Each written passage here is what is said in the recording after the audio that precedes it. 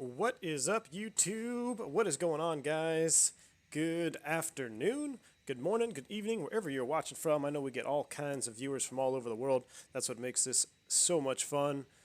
Thank y'all for tuning in today. I know you're probably expecting a United livery here to the, with the thumbnail, but unfortunately, I was looking through my fleet on Pilot Edge, or I'm sorry, on Project Fly, and I did not have a United bird in position, so I had to take this U.S. Airways, plus this is one of my favorite all-time Airbus liveries, so can't argue with that. Repositioned a while ago by Slam Cannon, so thank you for doing that, sir. Well, we got everybody in the house. Alberto Delgadillo, thanks for the $1 Super Chat donation, man. I really appreciate that. And if you guys are new to the channel, just tuning in, we are doing a back-to-work stream here. This is the second one, so I'm going to be doing everything by the book as much as I can. And this is not only for you guys, but it is for me as well to help me get back in the swing of things. I officially start my trip tomorrow, so I will be away for a couple days as I go back to work. I haven't flown the aircraft in about 8 weeks now, so let's go ahead and get things fired up. We are in the lovely Flight Factor A320, and I had it sitting on ground power there, but what I'm going to do right away, and this is probably, I hope I don't get an aircraft like this tomorrow. It's currently about 100 degrees outside. What do we got here? 32 on the 32C on the outside air temp, so we're going to fire up the APU because our condition is getting toasty. In real life, we'd probably be about in the 30s by now in the cabin, especially in the aft cabin here, so can't board the aircraft unless we are below 80 degrees Fahrenheit in the cabin, so that's why we're going to get this APU fired up right away here, get some APU bleed power on the overhead. We'll go ahead and make sure our crew supply oxygen is on. Our ADers are in align mode. They are flashing. That means they just need an init ref from me and the McDo. Everything else looks good here. I already ran the fire test, so we can skip those today. Let's just listen to that APU spool up.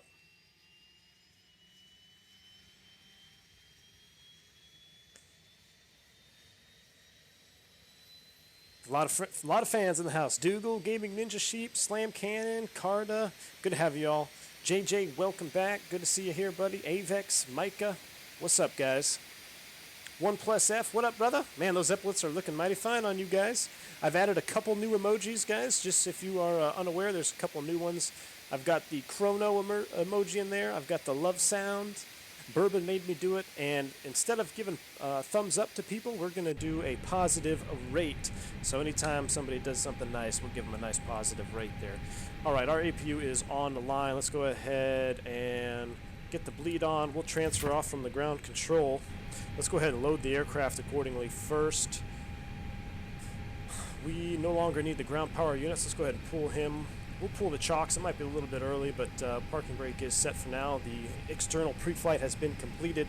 Fun fact about the parking brake here, when the first officer leaves the aircraft to go do a walk around, we always want to make sure the brake is off, because if you watch my professional series, I discuss how the brake wear pins are indicated, and if the parking brake is on, you'll get an inaccurate reading on your brake wear. So we always want to turn the parking brake off, make sure the aircraft is chocked when the first officer or the captain does this walk around to make sure that the brake wear indicators are indicating properly. If it's on, you won't be able to get a good reading. So let's go ahead and fill this puppy up to 11.0. We can set that. That looks good. Passengers, we're going to go full load today, guys. Subscriber ahead. We're going to go full load, hot and heavy into Denver. I'm doing this, I do fly to Denver on this next trip, high altitude, high density altitude operation, so it's figure what better way to get a little practice here in the sim. We'll fly up there hot and heavy, load up the aircraft here. Let's go ahead and continue. Let's go ahead and fill cargo one. Let's do it heavy, 58.7. We'll go ahead and set that. That looks good. Pax is full. That is good. We can remove the fuel truck. Listen to these cargo doors close. Oh, yeah. Quentin Johnson says, hello, V1. Gonna watch the takeoff, then off to bed. Good. Gotta work tonight. Awesome, man. Well, glad to have you here for the takeoff. Get some sleep. Alberto Delgadillo coming in with the love sound emoji already. I love it. Sam Kenneth says, V1, you should get a Hotel XP11 sim rig for the road.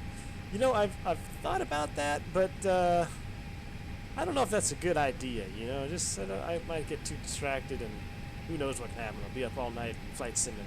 But I do a lot of my editing on the road, so I've got a lot of raw content I'm going to edit for this trip here. So I'll be pushing out some videos. I'm going to be pushing out some V1 After Dark videos here, or some members-only videos that'll be linked in the V1 After Dark channel. Let's go ahead and get this box programmed here. We are going to set up everything. Let's enlarge this so you can see what we're doing. We are going to do this pilot edge, but we don't have pilot edge radar until we are about Panhandle part of Texas. So we're going to be off radar for a little while, but we'll be talking to Denver approach as we get in closer, so that's no biggie there. Let's go ahead and get this set up. We're going to go Cactus 119 this morning, afternoon actually. We're gonna do cost index of 75 up there. Cruise altitude. What did I file us at? I believe I filed us at 360. That looks good. We can go ahead and align the aircraft on ref. DFW looks good. Confirm the alignment.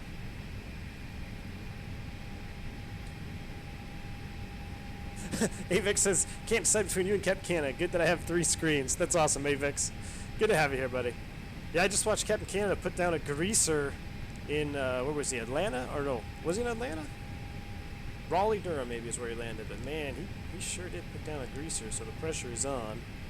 The pressure is on for us. Okay, so for the weather, oops, I think I just, what did I hit here? Oh, that's my speed brake button. I accidentally hit that. All right, back to programming here. We're going to take off southbound. The winds are out of the south right now, so we're planning 17 right on the departure. There you are. We're going off the Hoodad 2 departure. And I can't access the transitions. Again, that's right, that's that bug we Subscriber, so Hoodad, look up. All the way up to Hoodad. Thanks for the subscription there.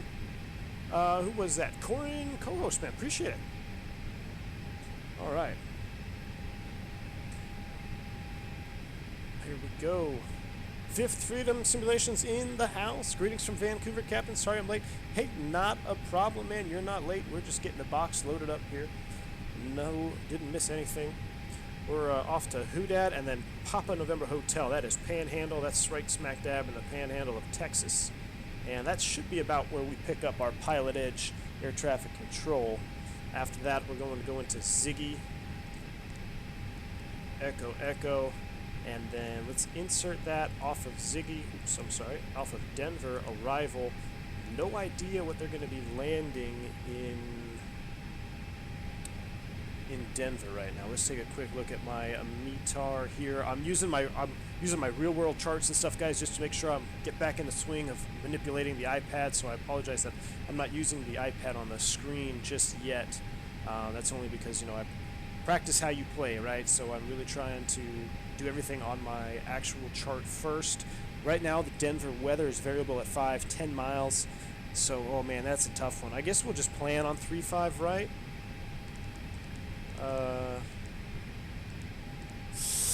ILS 35 left. Subscriber ahead. Look up. We'll do ILS 35 right off of the Ziggy. Well, Ziggy doesn't. Let's see. The Zeppelin 3 arrival does not really allow northbound runways. So let's go ahead and erase that. Actually, let's go ahead and erase that. Ziggy, we're going to do a southbound runway just because that's how the star is. If they want to change the star when we get there, that's fine. But let's plan to land southbound. Let's plan to land on 17 left in that Denver. Denver's got about 427 different runways, so it's always just a guess. And the Zeppelin, oops, there it was. Zeppelin 3. We're going to insert that. That looks good here. Let's look at this flight plan. We're coming off. We should have our constraints on so we can see B Park, YAML, all the way up. Ziggy. We'll go ahead and what happened to this is Ziggy Zeppelin? So we missed deleted part of our thing there. After Hoodad, it should be Panhandle, Ziggy, and then the Zeppelin 3. So this should be connected. There we go. That looks much better. Insert that. There's some discrepancies here in the box that aren't Always the best. Alright, here we go. We've got our flight plan in the box. Let's do our rad nav. We are not going to hard tune. Actually, we're going to hard tune Maverick VOR. That's Tango, Tango, Tango. And let's go ahead to our secondary. Initialize. Always play on your secondary. DFW, DFW return. I know this, if we're going to return here, I'm going to do 17 right. Just because it's next to the terminals. It's a long runway. Come back to the perf page, 17 right. We only fill out the approach. We have current weather in DeFu, or Dallas Fort Worth, is 29er, a 9er 4. It's a pretty standard day out here. New member, welcome aboard, Quentin Johnson. Glad to have you here, bud. Thanks for becoming a member, supporting the channel. Really appreciate that. Guys, if you are unaware, I do have memberships enabled now on this channel, and if you are wondering where people are getting their epaulets from and the use of emojis, that's in the membership. If you just type !member, it should bring up some information for you. I also have Nightbot running now. Finally, it's been a while. I know I've been slacking on getting a Nightbot running, but he's up and running for some commands, so he can fill you in with some information if you need it. We're going to do 762 on the MDA for us. That looks good there. I'm going to get on these chat messages, guys, as soon as we get off the gate. I just want to do this uninterrupted here, as this stream is just as important for me as fun and entertaining it is for you, because this is my last chance to really do things right here. DFW, oops, not DFX, DFW 17 right. Put that in there. Boom. All right, so we are pretty much ready to go there. We have our fuel on board. Let's do a flow. Everything looks good there. We've got our fuel, like I said, so we'll go ahead and get the pumps on. APU is on. We can turn our nav light on. We can get the seat belts on and auto. Arm that. That looks good. Let's get this cockpit nice and cool. This is about what I'd be doing tomorrow. Got a mid-afternoon flight, so it's going to be super hot. Let's chill the cabin down. Let's take a look at our Inhibit now and talk about our perf. So we can go ahead and hit weight request. We've got 58.5 on our zero fuel weight. Our zero fuel weight CG is 26.1. That matches up. We're within limits. Up 0.6 on the trim. No alternate. That looks perfect. We're going to do a flaps 2 departure out of here. And we're gonna give it a full send. We're gonna give it a yoga takeoff, no flex. So let's go ahead and get our numbers in there. We're gonna do a little bit higher on that. We're gonna do 133, 139, and 139. Oh, that looks good. No flex. We're doing a full yoga out of here. Tech Aviator in the house. What's up, V1? How's it going, man? Good to have you. All right, so our box is set up here. Our departure procedure. Top altitude is going to be 10,000 feet. That is set, and overhead is set. I'm just going to mess around my camera angles here real quick. Apologize. Transponder. We're going to squawk 2,000 because we're going to be joining Pilot Edge once we get airborne. So we put that in above mode for now. Squawking 2,000. TARA. Everything looks good there. Boom. Let's plan a pushback and get ready to get out of here. We are taking off from the old... Ooh, that's exactly where I want to go. You can tell I've been here before. Cockpit. Plan acknowledged. Call me through the menu when you are ready. All right, let's run a checklist. Pre-flight checklist. Maintenance log and tail number. They're on board and check. Gear pins and covers removed. Signs on an auto. ADIRS, we are in nav mode. Let's take a look at position monitor. Everything looks good there. We are in nav mode. Fuel is 10.5 required, 11.1 on board. Altimeters, 2 9er, a 9er 4, set once. Oops. Set once, twice, and 3 times. Set. EFB, that is checked. Pre-flight checklist completed. Before start checklist, we have a door open, so let's go ahead and close that. Come here to the service page, passengers, close that up. We get our beacon light on. And let's call for pushback before we do a before start checklist here. Ground to cockpit. Tow is driving up.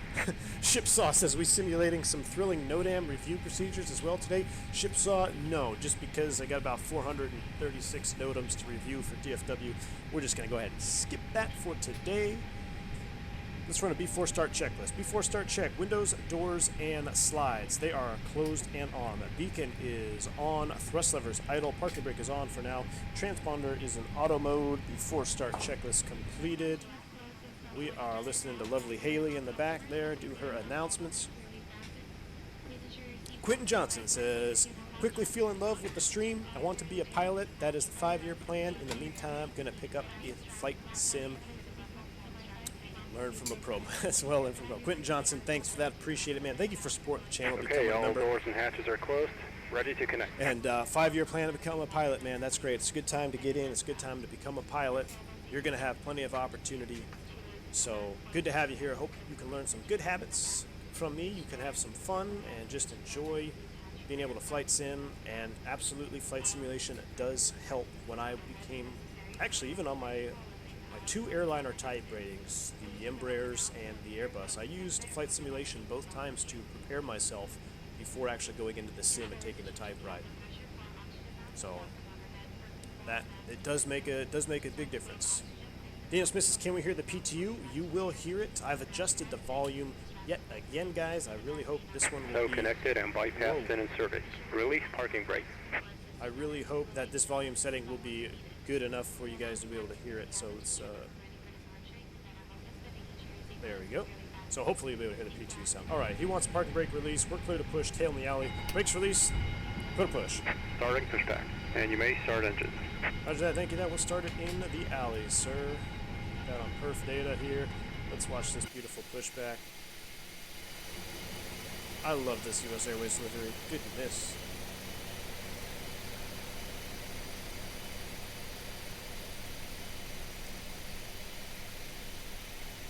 Tech Aviator asks, where am I going tomorrow? I am going a couple places tomorrow. I believe I'm doing I think it's Denver or Chicago.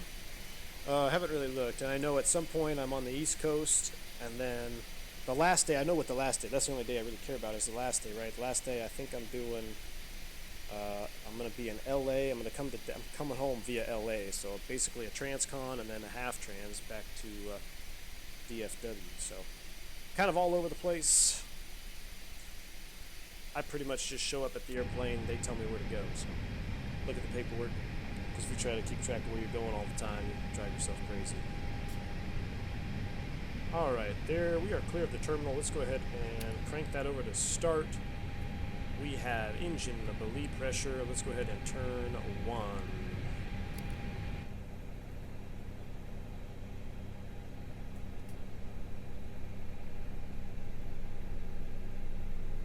Ooh, what Pilot Boy asked for a cross-bleed start? You know what, Pilot Boy? Just for you, we'll do a cross-bleed start because I should probably review the procedures. Operation complete. Set parking brake. Captain Geo coming in with a $2 donation. Thank you, sir. He says preparing that 738. Disconnecting tow. Stand by. Should be home in DFW in the next 4 hours, sir. Excellent, Captain Geo.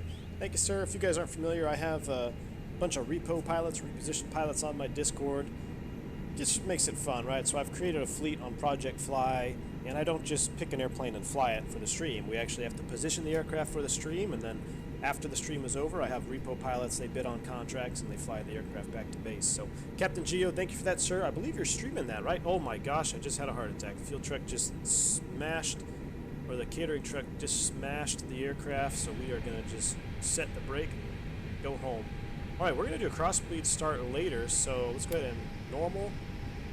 Arm that. We're going to do a flaps 2 departure out of here.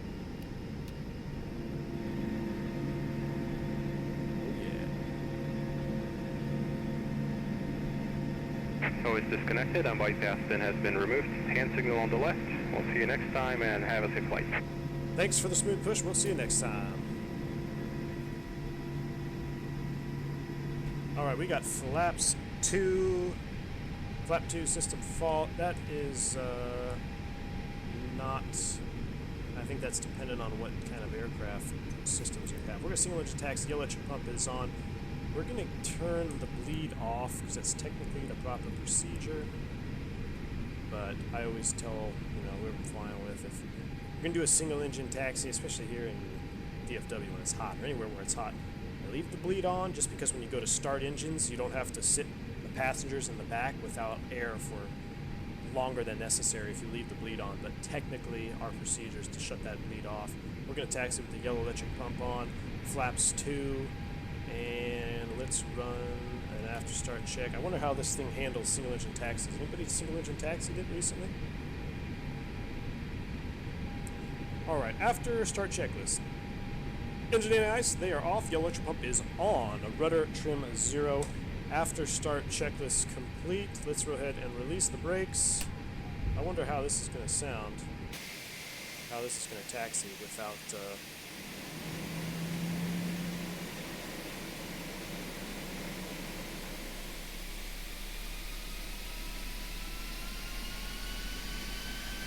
Whoa.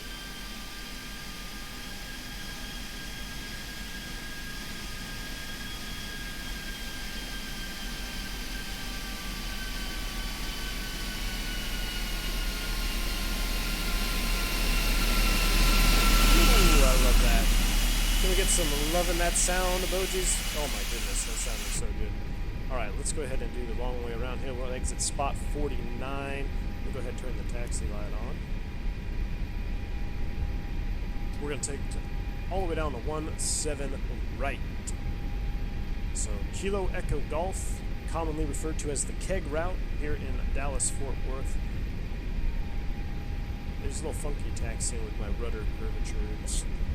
Yeah, you guys probably know. I mean, I've got my rudders are really on their last leg, so I have to do these weird curves, and I get some negative effects here in the sim because of that, but not too bad right now. Little Spirit bus there in the background.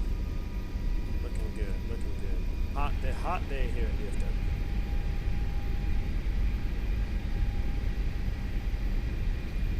Alright, spot 49. We normally pull up right here, call ground, and then we'd make a left turn, Kilo Echo Golf, but we're just going to cut across the pad because we don't have anybody to wait for today.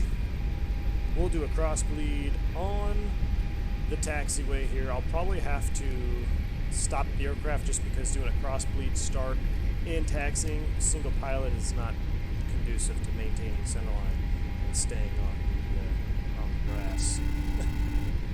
Coming in, Fifth Freedom Simulation Super Chat. How's it going, buddy? For a couple of lattes to go with those cockpit sausage rolls. Yes, sir. I'm gonna need it. Thank you very much, Fifth Freedom. I appreciate it. Thank you for your support, man. Thanks for supporting the channel. Fifth Freedom is a diehard supporter from the get-go. Alright, so let me, while we're taxiing here, I'm going to pull up my cross bleed. I know it by memory pretty much, but let's bump that thrust up. Let's pull up the actual procedure here for cross bleed engine start, because there is a procedure we're supposed to run through, even though we know what it is by heart. Always got to get in the habit of doing the right thing, right? So let's go ahead and pull up our cross bleed start here. That would be in, oh my goodness, let's go ahead and add a little bit. So the single engine tax in here is, I guess it's not too bad. 33% N1, that's still a little high. We're pretty heavy though. Where is cross bleed start? Oops, see, it's really hard to maintain. So I think that's partially explain ground physics and my rudders just being crap at the same time.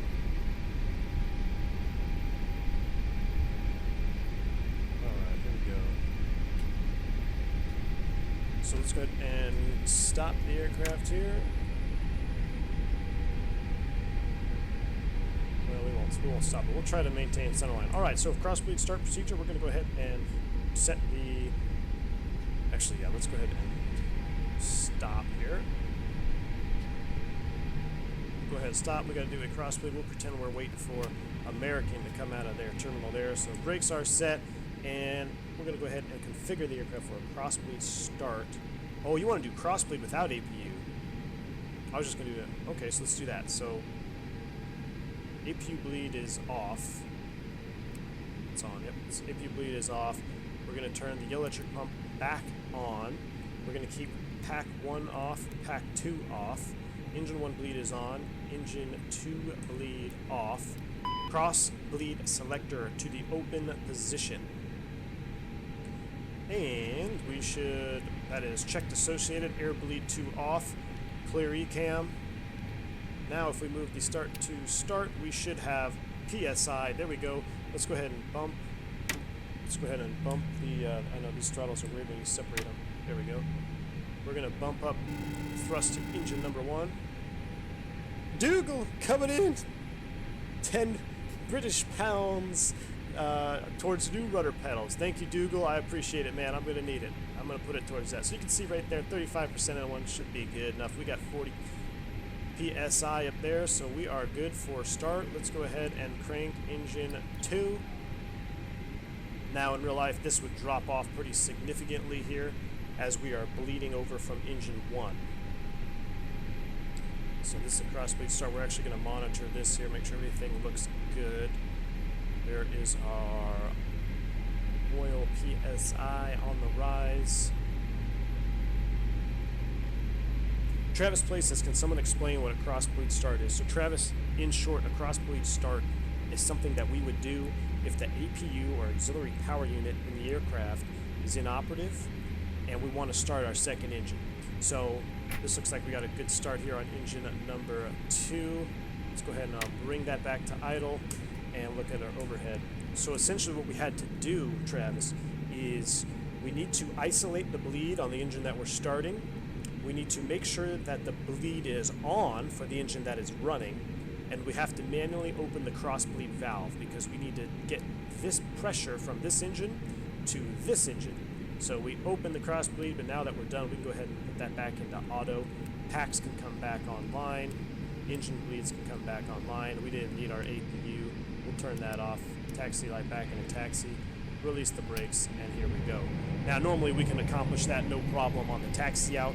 With 2 pilots, it's not a big deal. You know, you just, say, hey, your thrust lever to the FO, because the FO will be starting the engine during a cross-bleed start during the taxi out. So your thrust lever, he'll take the thrust lever, move it up, and there we go. Start the engine. But just me, single pilot here, it's a little bit difficult to get all that done and remain on the pavement. So,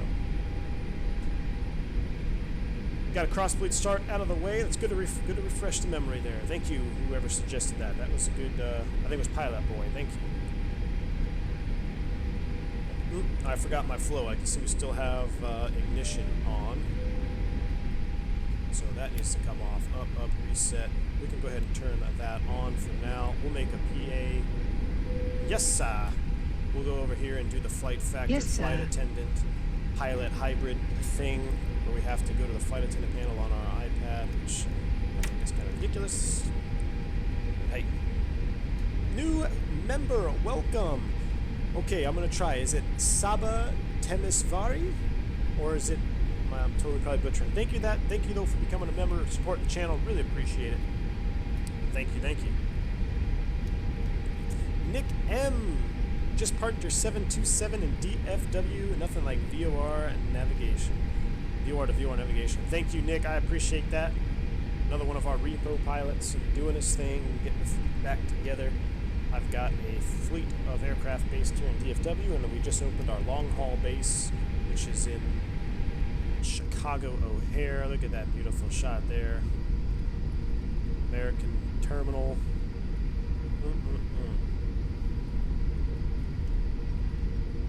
Might be able to tell this is the Aerosoft DFW. The frames are extremely hard on the frames. Anyway. All right, we're gonna do a little shifty maneuver over here. Right across the pad. Let's go ahead and do it before takeoff flow. So we're gonna do Our taxi checks, full up, full down, neutral, full left, full right. Ailerons are drooping, neutral. Let's go ahead and test the rudders. Full left, full right, neutral. Alright, that looks good. We'll go auto brakes max. We're going to cut across the pad here, nobody over there. Takeoff config. Let it PWS goes to on, auto, TARA, everything else looks good. Flight attendants prepare for takeoff. Slam Cannon, $5 donation says funds to replenish the butter that was used from your last stream. I appreciate it, Slam Cannon. Thank you very much for that. I'm gonna need it. I'm gonna need it. Alright. There is no floating in Denver, so... Alright, let's go ahead and do a before takeoff checklist before we cross the line here. Gross weight comparison is complete. Pitch trim is 0.6% CG set, a V1, a VR, a V2 flex. What do we got? We have 139, 133, 139, 139, no flex. Flaps, config 2. Flight instruments, they are checked. Flight controls, check. ECAM memo, takeoff, all green. ECAM status check, PWS is on, TCAS code set, TARA, cabin crew advised, meter is complete. A runway, we have 17 right. I see it on the pavement, it's in the box. Fuel, 10.5 required, 10.8 on board. Engine mode selectors, normal bleeds and packs are set. Before takeoff checks complete. Cactus 119, RNAV to B Park, runway 17 right. You're clear for takeoff. RNAV B Park, 17 right, clear for takeoff. Cactus 119. Here we go, boys.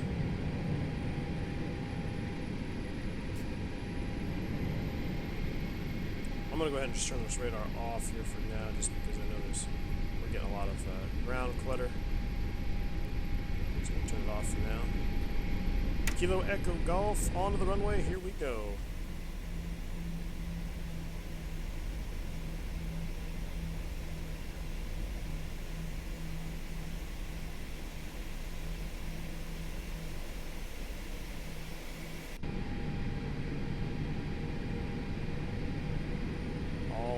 We're doing a yoga takeoff out of here, courtesy of a colleague of mine, auto-corrected from Toga.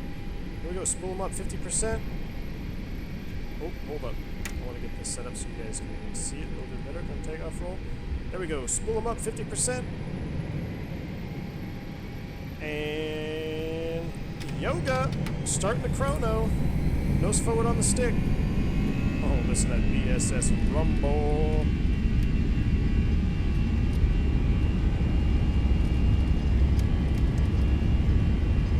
80 knots, thrust set. Mantoga SRS runway, auto thrust is blue. 100 knots and neutral on the stick. V1, rotate.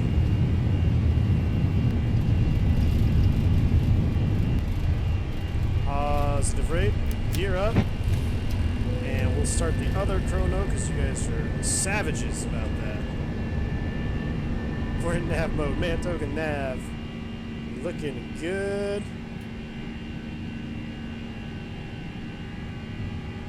Alright, I gotta cheat here real quick. Oh my goodness, that looks so good.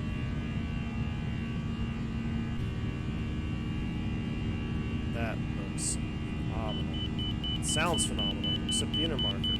Come on, X-Plane. Alright, we're getting a lever climb. Let's get a positive trend in airspeed. Pitch forward on the stick. There's our positive trend in airspeed. Bring it back to the climb mode. Thrust climb, auto thrust.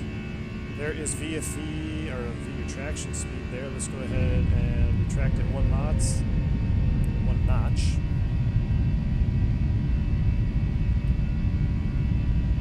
Since we don't have pilot edge, we don't have to worry about being too perfect on our flying. This just looks too good to pass up, guys. This just looks too good to pass up. Here comes the traction speed for all of our flaps. Flaps 0. F takeoff check.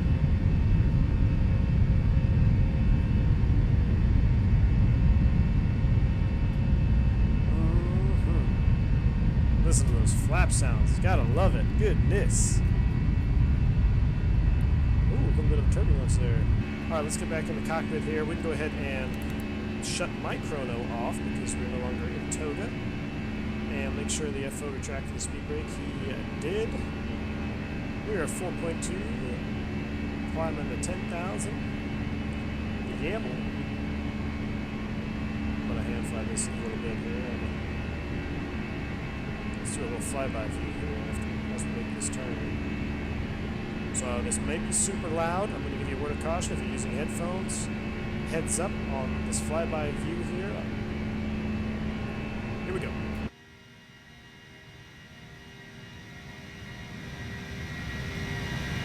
Whew.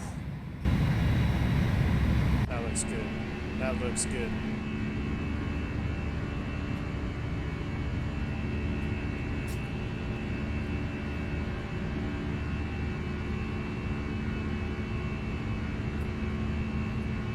See ya, Dallas. I'm getting excited, guys. I love being home. I love hanging out with the family, but I'm getting excited to go back to work and fly this puppy here. This is definitely a passion of mine, and I feel like a little kid, you know, I'm getting going to flight. When I was real little, I used to cut up a bunch of pieces of paper, and whenever we booked a flight to go see my grandparents, I would cut up however many days I had between then and the flight, and I would take a piece of paper out of the jar every day, counting down to going to fly. I'd be lying to you if I said I don't feel a little bit of that right now. Autopilot 1 is engaged, Cactus 119, climb and maintain, flight level 360. We can do 360, open climb, unrestricted. Thrust climb, open climb, 36 is blue. Looking good. Looking fantastic.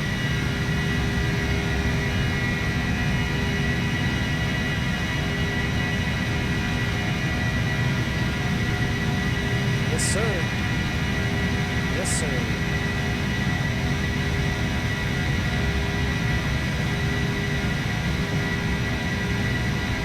Here comes a flyby. Here comes a flyby.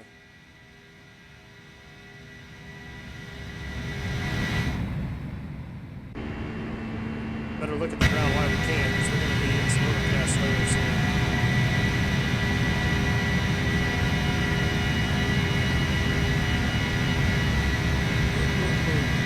Say goodbye to Footboy Ortho.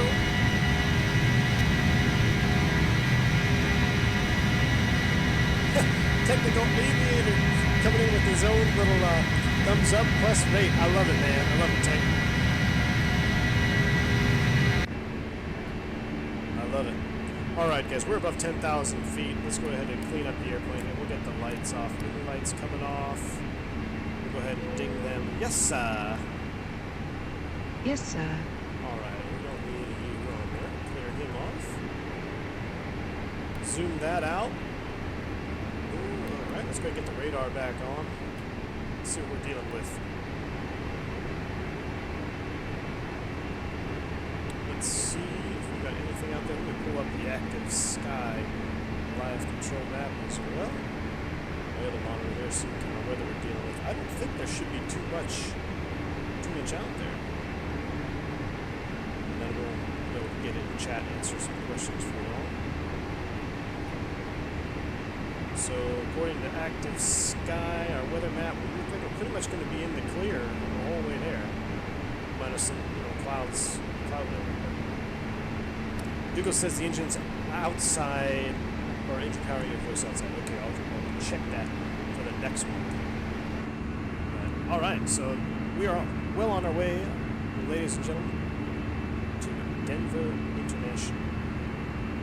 So I haven't picked up a pilot edge clearance before in flight, but I think we can just go ahead and call them up on the controlling agency when we are close to Panhandle VOR. That's the Batavia mod. Not necessarily necessary for this beautiful airplane. Let me turn this down a wee bit. There we go. Hopefully that's a little bit better for the outside view. I just had to have those BSS crank sounds up. But I like dirty wings. I don't know why. I mean, they're not all this dirty, but I mean, this shows, I don't think this is excessive. I think it just looks like a plane that's been flown, and these old Airways birds have been flown quite a bit, and I love it. Duke says the Batavia graphics look good. Thank you, sir. Stunning scenery. Pilot Boy says, wish I had your job, man. Hey, never give up, though. Never give up, man. That's why we have Flight Sim, too. Sama Timsaveri 1000 Huff. I have to look. What is a HUF? Thank you so much for your support, man. He says, V1, you made me love the Airbus. Thank you for the exciting content. Oh, Hungarian. Thank you for the exciting content. Greetings from Hungary. Thank you so much, Sama Timsaveri. Thank you for your support. I'm glad that you are enjoying the content and you love the Airbus. Awesome. Let's give him a positive rate for that. A couple positive rates for that donation there. Thank you so much, man. Uh-oh. Uh-oh. Uh-oh. That's not good.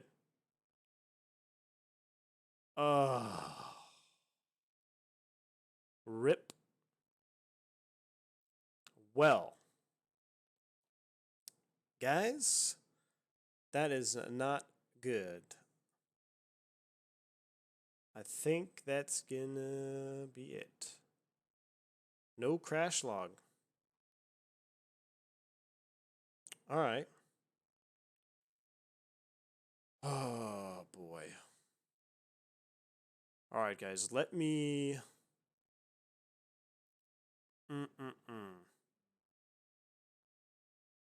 Crap. Let me go ahead and throw up the turnaround screen, guys. I apologize. I'm going to try to load up the airplane quickly and just get her airborne. And I apologize for that. So give me about 5 minutes. I'm going to reload it up on the runway, ready to go.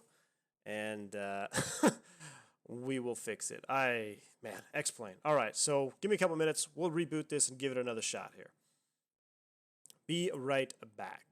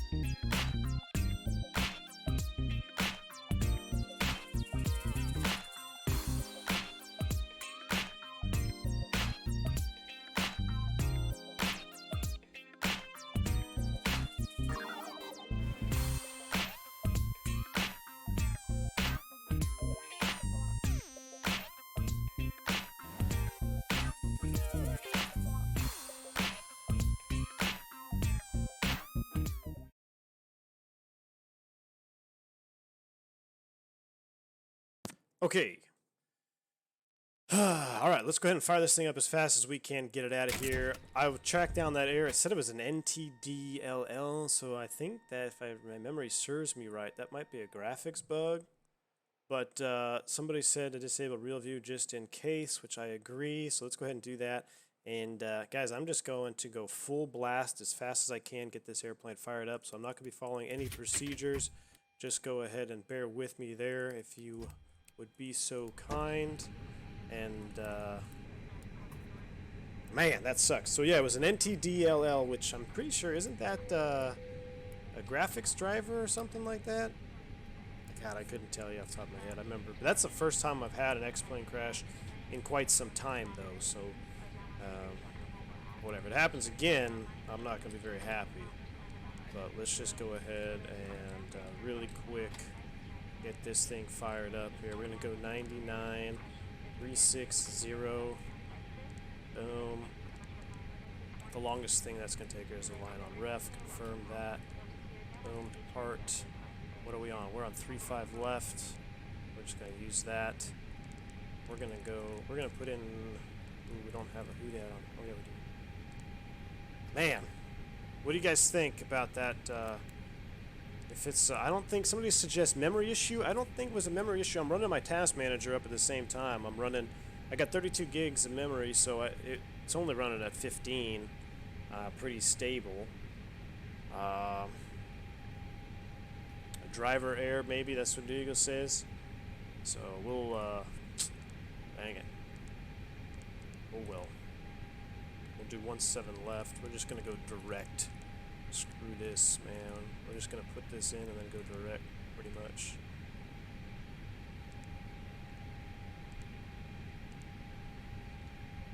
Oops.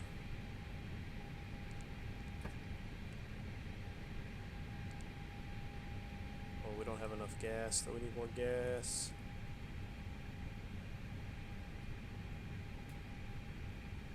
Well, thanks for hanging in there with me, guys. These things happen.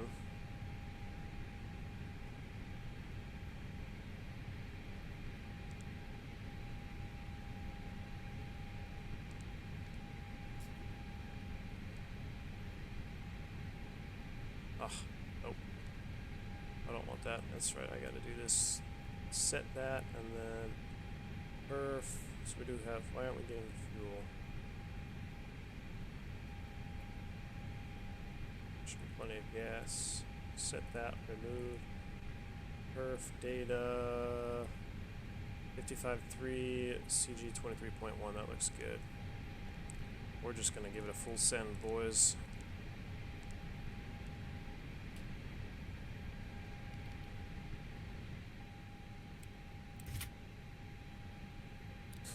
Light them up here as we, whoa, I gotta reinstall that mod, uninstall the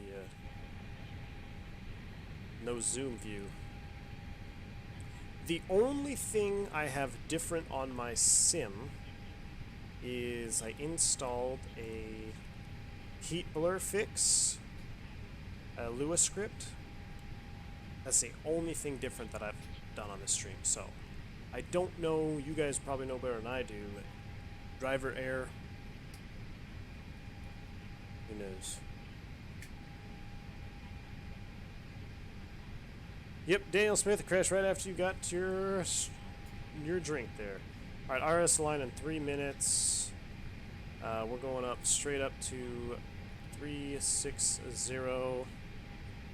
and that looks good. We got our lights on the runway. Perfect. We don't need this little guy here. We don't want to take off with him on. All right.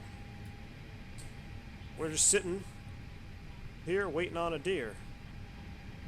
So, reminds me of FSX. Our cruiser says best respects. No matter if it's crashed or not, we appreciate your professionalism and caring for all watchers. I must go. I joined you guys from work. Too many deadlines, projects. We'll catch you later. Have a good one, man. Thanks for tuning in.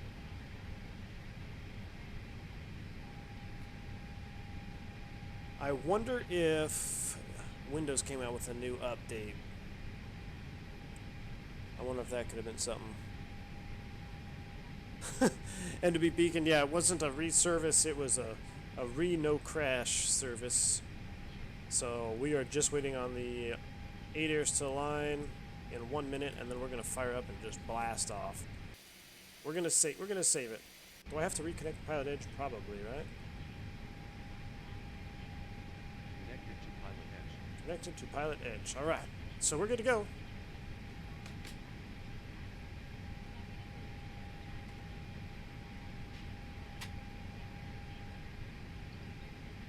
Rip X-plane.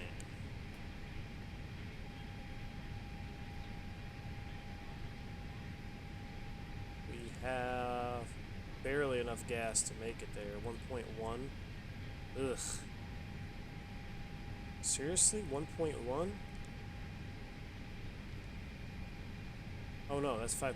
I was gonna say, we have 10.6. We have to re-update this here. 10.6 on the fuel. Okay, there we go. We got plenty of gas now. Alright. 8 airs is in a line.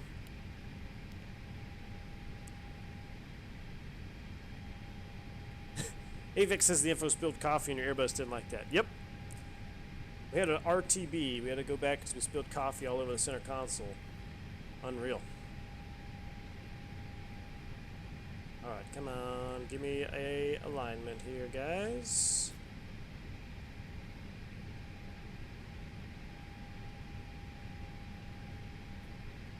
Auto brakes max.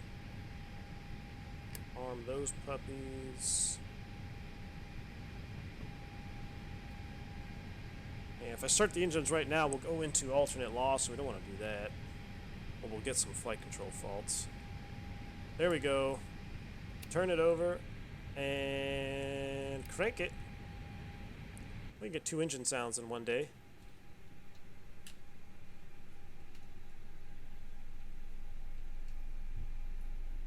Fifth Freedom says, can we get some likes, folks? The pilot is working hard to get back on track. I appreciate it, man.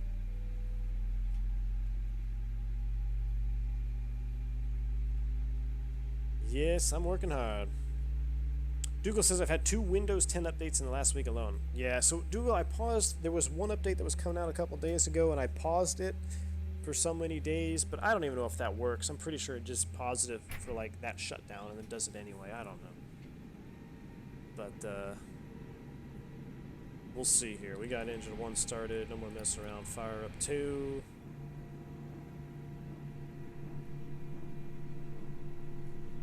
Robert B says, this Flight Factor that has the autosave, you didn't try the restore.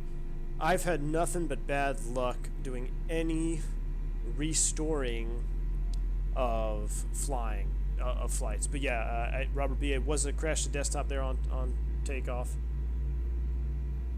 On climb out, actually, we're about, I think we're getting close to 18,000 feet, and the sim just went crash on me. But it's interesting because I didn't even get a crash log report or anything from X-Plane. It just went straight to desktop. So I tracked it down. It was NTD DLL Air or something like that. I'm pretty sure that's an Nvidia driver. Who knows? Okay, we're started up. That's arms, flaps 2, and brakes release, takeoff config. Cabin ready, takeoff config, check, PWS is on and auto. Flaps coming at 2. I wish they'd allow this as an option. I don't want to do a flight attendant job. Alright, takeoff config, check. Up to 360.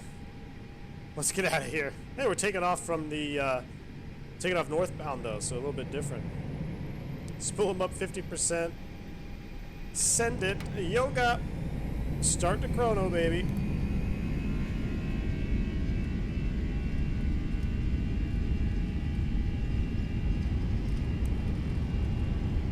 Whoa there, wind. 80 knots stress set. And neutral at 100.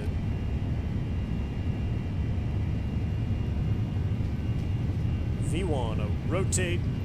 Up we go. Positive rate. Gear up. Navin.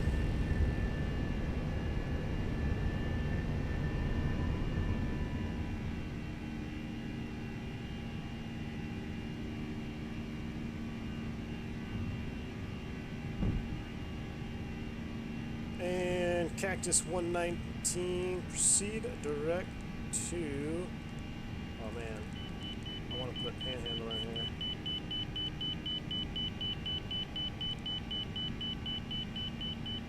Cactus 119, proceed direct to panhandle. Direct panhandle, Cactus 119. Here we go.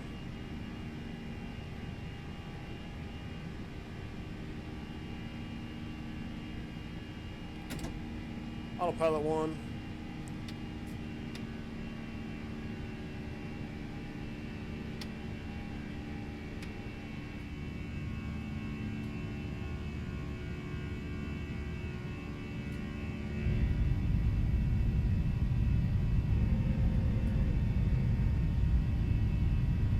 Whew. Alright, we're getting out of here again, boys. That was a pretty quick turnaround, so hopefully we can still continue on here.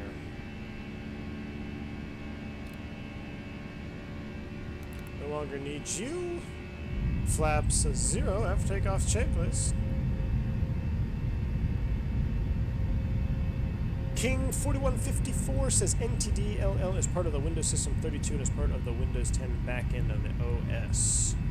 Alright, so King 4154, in layman's terms, can you describe like what, you know, is there anything I can do to maybe not have that happen again? Is it possibly update related?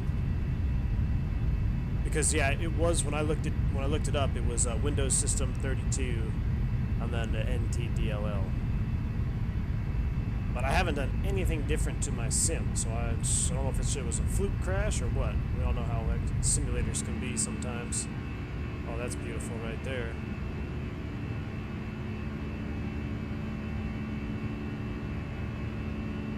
Saba says, nice shortcut from ATC. Yep, we're just gonna go direct. I remember one time I was going Dallas to Phoenix, and it was late at night, and I swear, it was positive rate, gear up, and the controller was like, yeah, what's your on-course heading? And I was like, I was so shocked that he was asking us that question. We haven't even left tower yet, we just rotated. And I was just like, westbound. He said, all right, proceed direct Phoenix. So they were direct Phoenix pretty much right after takeoff. It was great.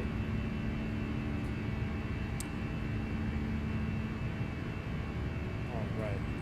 Neil Pratt asks, what does takeoff inhibit mean in magenta on the upper ECAM during takeoff roll? So, Neil, on the takeoff roll, a couple of nuisance warnings are silenced or inhibited.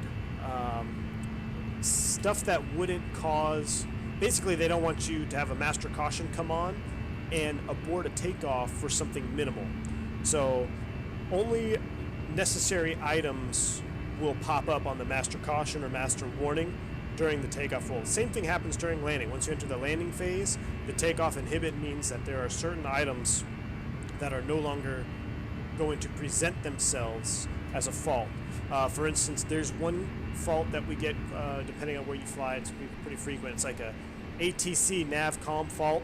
Basically, your ACARS, either you lose signal to the ACARS momentarily or something like that.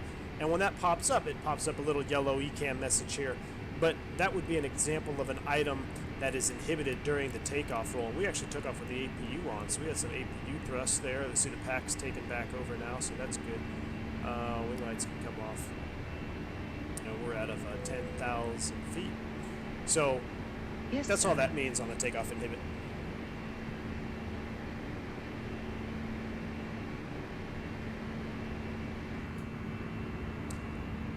I believe was that Fort Worth Alliance Airport right there? Yes, sir. Spill FJM, greetings, Captain. Greetings. Good to have you here, man. We had a little hiccup there on our first flight out of here. We had a crash to desktop, but I think we're going to be okay as we get going here. Might have been a fluke. Who knows?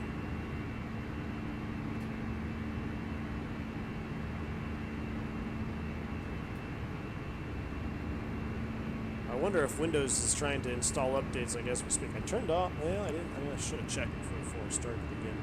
If it crashes again, I'm probably going to Just have to call it at that point.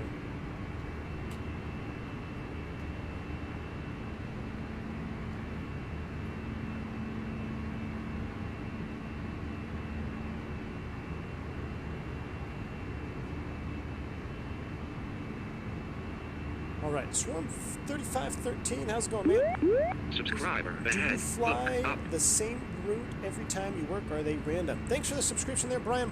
Glad to have you on board. Glad you're enjoying the content. Do I fly the same route? So, not really. And by route, I assume you mean like the same trips, like when I take off and go to the same destinations or whatnot. How it works for us is we bid on trips based on our seniority. So depending on how long you've been at the company, the more senior you are, right? So for instance, I like to bid day trips, and a lot of people like to bid day trips because you don't overnight, right? So those go pretty senior. So if you're senior enough, we call it holding day trips. You can build a full schedule of whatever your credit of flying is required, depending on where you work. It could be 72 hours minimum flying a month up to 80 hours credit minimum a month. It just depends on where you work. But you bid based on seniority once a month, and so we actually just finished our bidding for next month. So I just got my October schedule, and I'm kind of looking at it, see if I want to change some things around. Another subscription there, Mayday. Thanks for subscribing, man. Welcome to the channel. Glad you're doing the content.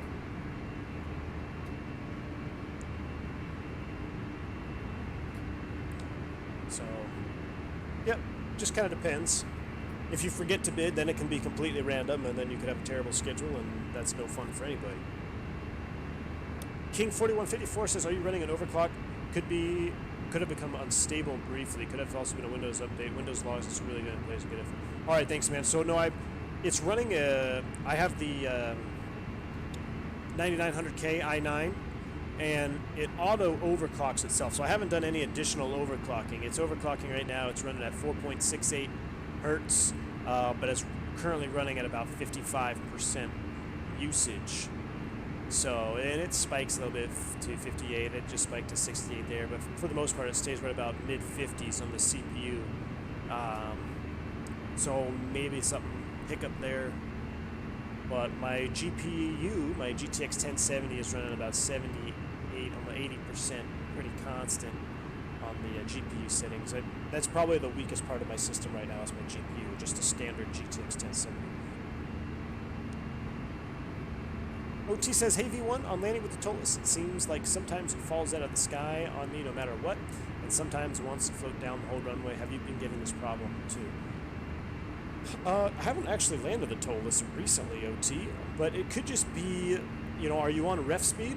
Are you on your proper speed? Because just a few knots faster or slower can make a big difference when landing, especially the 319. You know, in general, the 319 in real life, it does tend to plop out of the sky. It just happens. It's especially if you're light, it just has that feel to it where it just kind of plops out of the sky.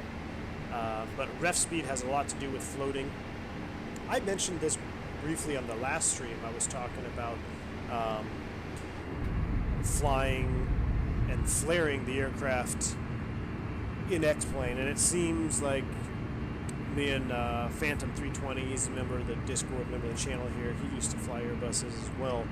And it almost seems like both Airbuses, the Flight Factor and the Tolus, they really make you flare in the sim to get a smooth landing, which in real life it's not. And I think that's why, you know, I mean, I got, to be honest with you, I got pretty lucky on the last stream. I got a really nice butter. But, I mean, landing rates are really here nor there anyway when it comes to landing the airplane in real life. But to get a smooth landing in the sim, it takes way more back pressure than it does in the real aircraft. And in the real aircraft, you don't want to get in the habit of using too much back pressure because you have to be very careful of a tail strike. That's your number one concern, pretty much coming into flare, especially in a 321, which is what I'm flying tomorrow.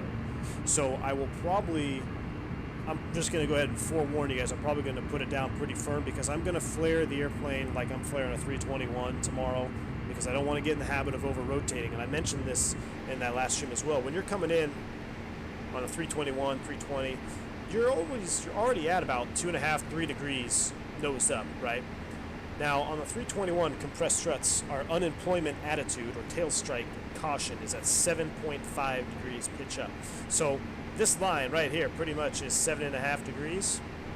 And if you're at that line, there's no more flare. There's nothing, you can't flare anymore, else you risk striking the tail, especially in a bounce landing. Tail strikes can become a very big caution as well. So in the rear plane, when you're flaring, you're always cautious of your pitch attitude, and you're just adding enough back pressure to really settle the plane down nice and smooth. And X-plane, for some reason, both of the Airbuses tend to require more back pressure than normal. I don't know if that's a ground effect characteristic, or maybe they just overcompensated the landing flare mode. I'm not really sure, but it's my opinion, and the other guy that flies the Airbus too, that both airplanes in the X-plane require you to flare more than you actually have to in the real airplane. So I hope that answers your question. Ooh, should we do wing view or engine view? I don't know. I'm a sucker for a little engine view. Oh, let's scout the north side. J-Drag, does Flight Factor have an IAE variant? No, but you can have you can mod it, I believe, if you have Taurus maybe, or I believe there's a mod. Slim Kenneth says, V1, your secret Boeing just left BFI en route via the contract with Captain Shield. Awesome. Awesome to hear. Neil Pratt, who the hell gives thumbs down, one thumbs down every stream? They're just persistent. Neil, I'm pretty sure it's one guy. Been pretty fortunate. You know, we have a great community going in the Discord and stuff. I had to ban one member. He just got out of control. So he didn't want to be part. I even asked him. I was like, look, man, I'm all for bantering back and forth. I'll be the first to get in, you know, some good Airbus Boeing banter. But it wasn't even about that. Thank you, member Tori. Thanks for becoming a part of the channel, man. Thank you for becoming a subscription member and a sponsor of the channel. Thank you for that. So I'm pretty sure, I mean, I asked him, I was like, look, I'm not the kind of guy to filter anybody or ban people from, or kick people from the channel even, but do you want to be a part of this community or not? He said no. So I said, all right, you're done. So I'm pretty sure he's the guy going around thumbs downing every one of my videos. I don't know 100% sure if it is or not, but that would be my guess. But hey, you're going to make enemies. I think I'm pretty easy to get along with. I mean, I'm pretty thick-skinned, so I don't know if people get offended by things I say, but I'm just passionate about flying. I love airplanes. I love sharing with you guys. Dougal says, V1, have you adjusted OBS? Video looks way sharper than usual. Actually, no, I haven't, Dougal, but thank you. Well, what I have done, Dougal, is I haven't used Track IR at all. I really think Track IR downplays the quality of the stream. So I'm really trying not to use Track IR.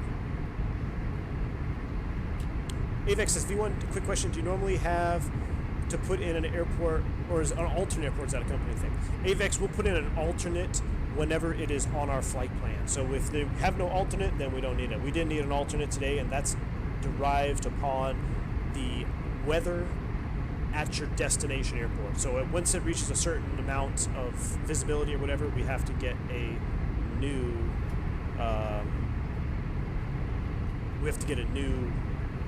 oh, I'm sorry, not new. We have to file an alternate. Sorry, I got sidetracked there. It's only when it's on the flight plan, based on weather.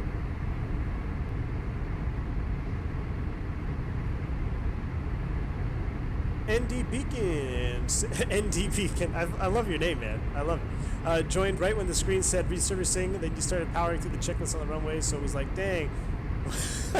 Wait, is this what work like? Yeah, man, no, it was, we had to crash, so we just fired up and got airborne. Scott Hutchings says, just wanted to say thanks for your streams, enjoyable, and I'm learning heaps. Awesome, Scott, glad to have you here, glad you're learning, enjoying the channel. I love it, love having you guys here. Let's come up here to the engine. Ooh, we're making a turn. Surely we're not at Panhandle already. No, we're not at, what is going on here? Looks like we just got a wind load in here. What is going on here? We're in nav mode. Alright, I guess the wind just blew in. And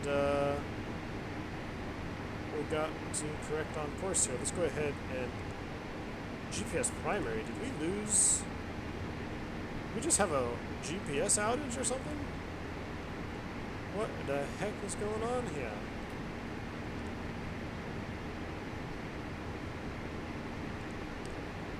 Alright, let's go ahead and let's help her out. Let's redirect her back to Panhandle.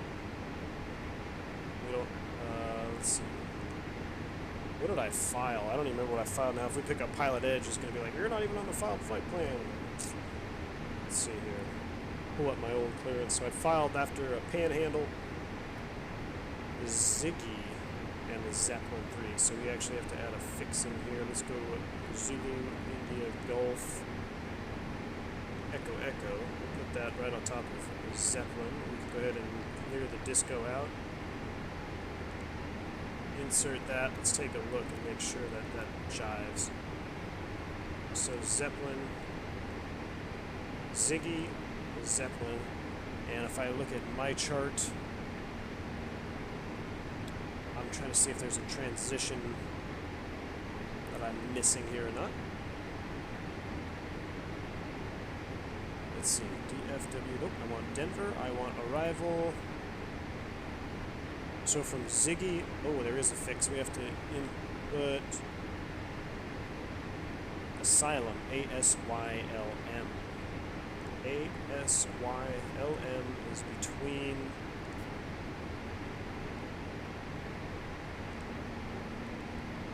the Ziggy. So it's after Ziggy, Asylum.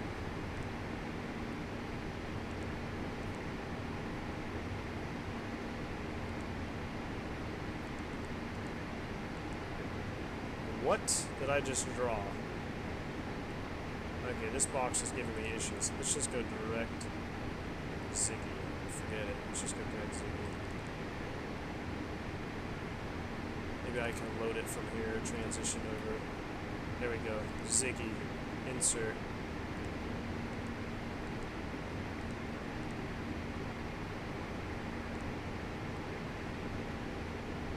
And let's go direct to the second Ziggy. Insert that. He's trying to draw a hold here for me or something. There we go. Ziggy, Asylum. My goodness. There we go. We got it back. Alright. Our plan looks good. Back to arc mode. Zoom it back out.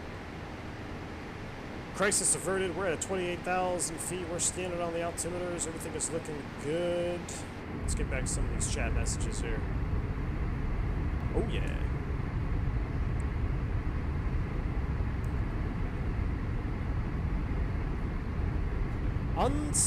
Azerbaijan. I know that having a landing rate under 250 is basically like real life landings or some sort. Pretty much. So the Airbus will actually print out every landing. Well, won't print it out. You can pull it up in the box in the McDo. You can pull up your G load on touchdown on landing if you want to. And actually it will, if you exceed a certain amount of G's and a certain amount of parameters, it will print what's called the load 15 report. And that is a designated hard landing. If you get a load 15 report, you actually have to call maintenance to come inspect the aircraft. So I have had one load 15 report, and that was basically user error. It was a bounce landing on a 321, and I took control, and I basically just had to write it out, because what happens when you bounce a 321, it's very, very risky to when you come back down, because of the tail being so long. Thank you for the subscription there. Who was that? That was Knight of Awesomeness. Thank you. So on the second touchdown, basically I just pitched the aircraft for about 5 degrees, and you just got to say, write it out, we're going to hit with this one, because if you pitch it anymore, you're going to strike the tail. You basically just taken control of the aircraft at that point. And that popped out a load 15, which honestly I didn't think we hit that hard. I almost think it was the 321 is a little bit more sensitive on pushing out those load 15 reports. But I'll tell you what, when I was sitting in the right seat on a 319, it was brand new FO, we came into Chicago. My goodness, the captain just ran out of steam at about 100 feet. I mean, the aircraft was, the 319 comes in right at ref anyway. 319 always lands hard. I don't care what you say. 319 is the hardest plane to get a smooth landing on, I think. And he ran out of juice at about 100 feet. And it was kind of that feeling where I was like, okay, well, I'm not going to take control from him because he knows what he's doing. Maybe I don't know the sight picture yet because I'm so new. I don't know what's going on. Subscriber ahead. Look But up. basically, it was that feeling of just ride it out, and man, we smashed down on, I think it was 9 right. It was on the north side of Chicago on the short runway. Holy smokes, that was pretty much a rip. That was a hard landing.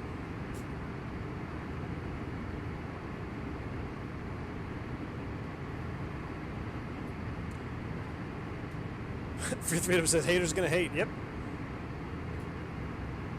Captain Clueless says, thanks for the landing rate explanation. Now I feel like a real pilot, given some of my rates. Excellent, Captain Clueless.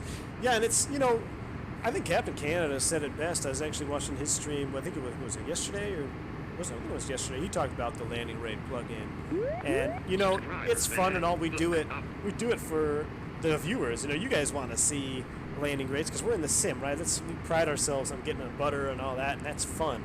And that's exactly what it's for.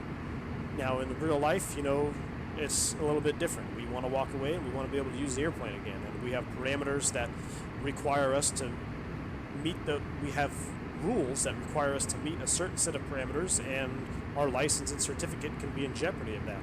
Ooh, look at that reload there of the clouds and no ortho. That is disgusting. We're going over a small patch of no ortho in West Texas because I may have did a bad thing and got Orbix Oregon, and I needed to free up some space. So we're going to have a small patch here of no ortho scenery. So I apologize. That doesn't look too terrible from right there. We're over flyover states anyway. But, yeah, I mean, it's for fun. In real life, you got to be down in the touchdown zone, on the markers, certain pitch, certain speed, and that's it. Dougal says, if you want to check your DMs after the stream, I will do it.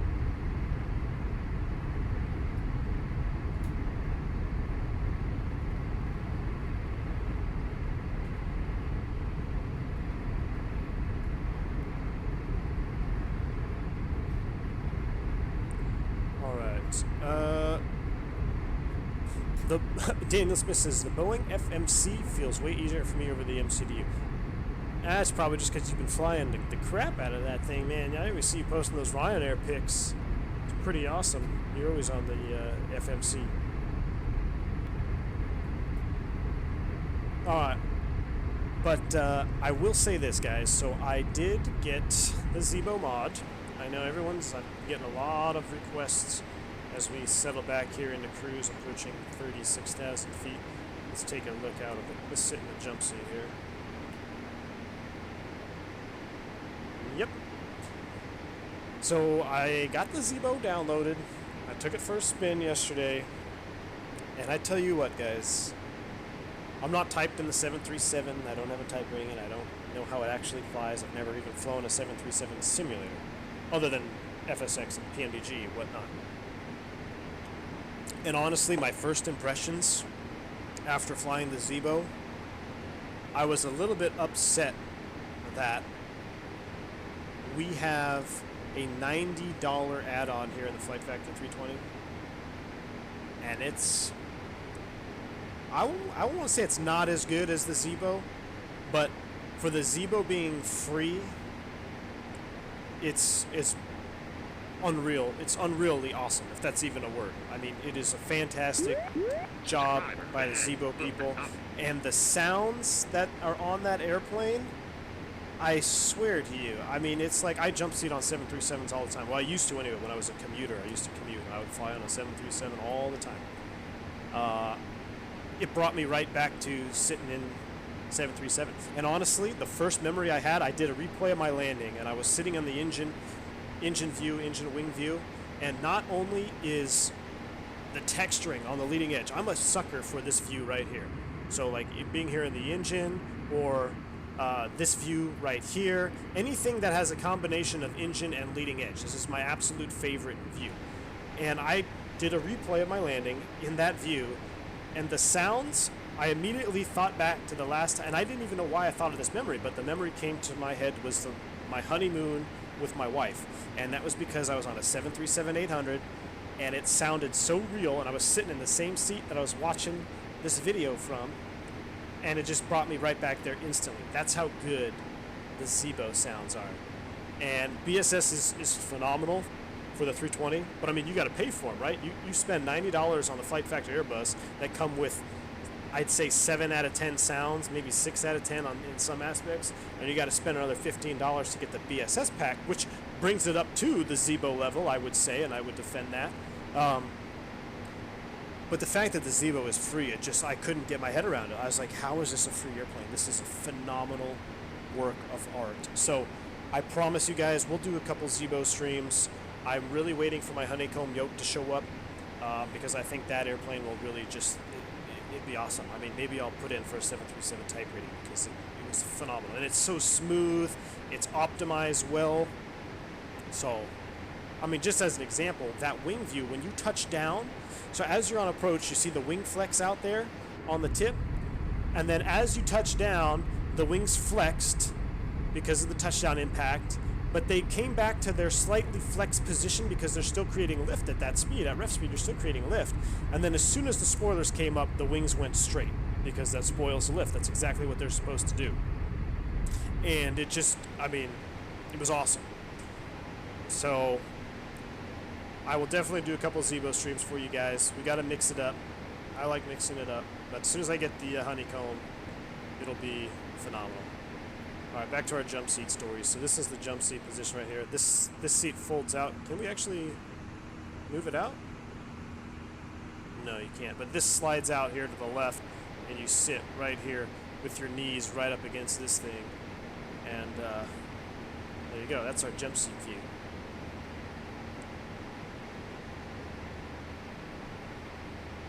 Anyway, that was my rant on the Zibo. I mean, it's phenomenal. Let me try to get back caught up on some of these chats here. Captain Geo says, well, the 738 delivery is airborne and on her way to the new owner. This flies nice. Excellent, Captain Geo. Thank you, sir. I hope you're recording it or streaming it or something, so I'll be able to check it out after this stream. I actually have to run to the store. Hopefully I'll have time after we land.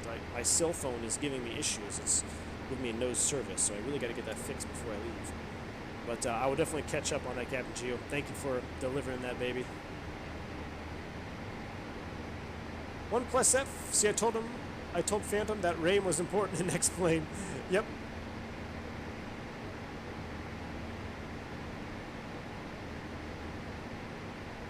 OT says, thanks for the answer, V1. I played with the weight on Tolus, but it still seems kind of random. It tends to float more when it's lighter. I found it's pretty inconsistent. Yeah, I would actually, you know, I've really been kind of shying away from doing more performance tests and stuff because I haven't flown an airplane in 8 weeks. So once I get back on the road on this trip, I'm definitely going to be recording some data. I really want to do a takeoff performance test on this Flight Factor 320. I'm looking at my schedule. I want to see if I'm flying a 320 this trip. So I'm flying a 321 all day tomorrow. The next day I am in a 320. Okay, so on day 2 I am flying a 320. So I'm going to record some of the takeoff data performance numbers. That way we can check it out in X-Plane to see if it matches up.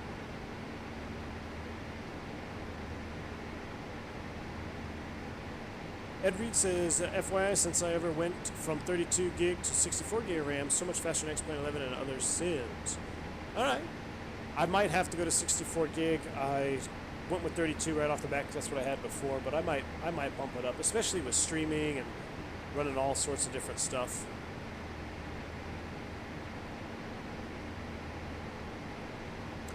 What network do I prefer?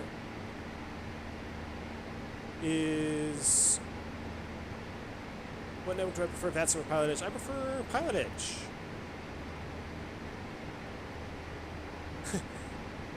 Dr. John says subharmonics when the engine starts are awesome. I agree.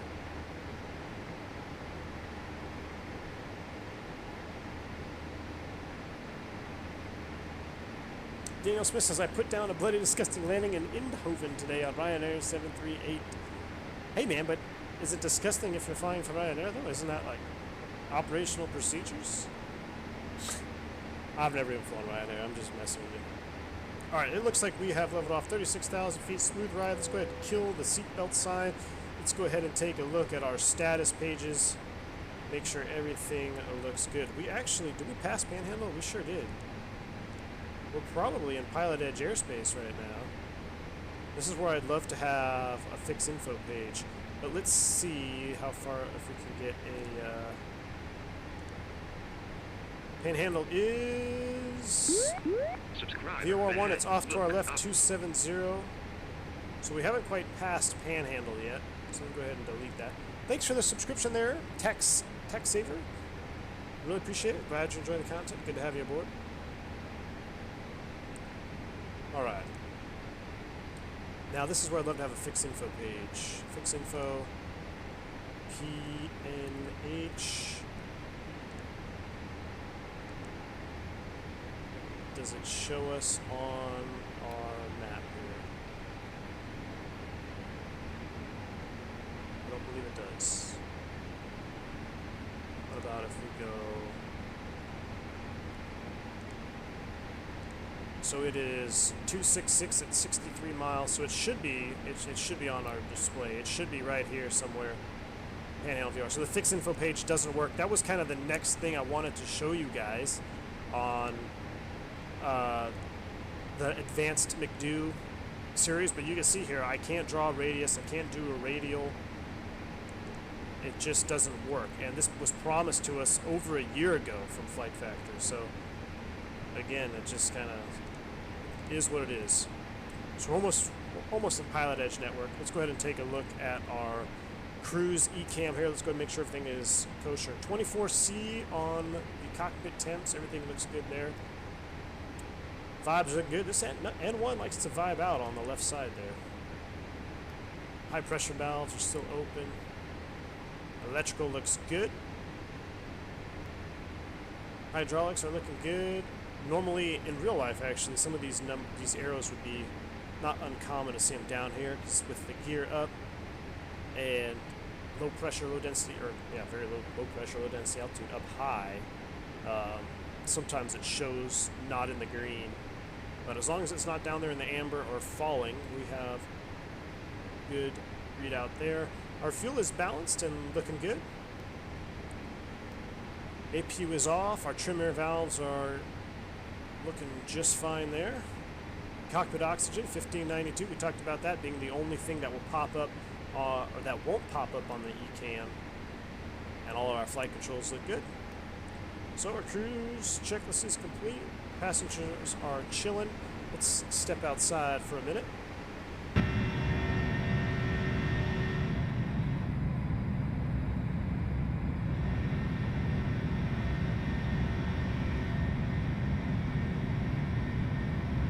want to find a better view here. I know that's kind of loud.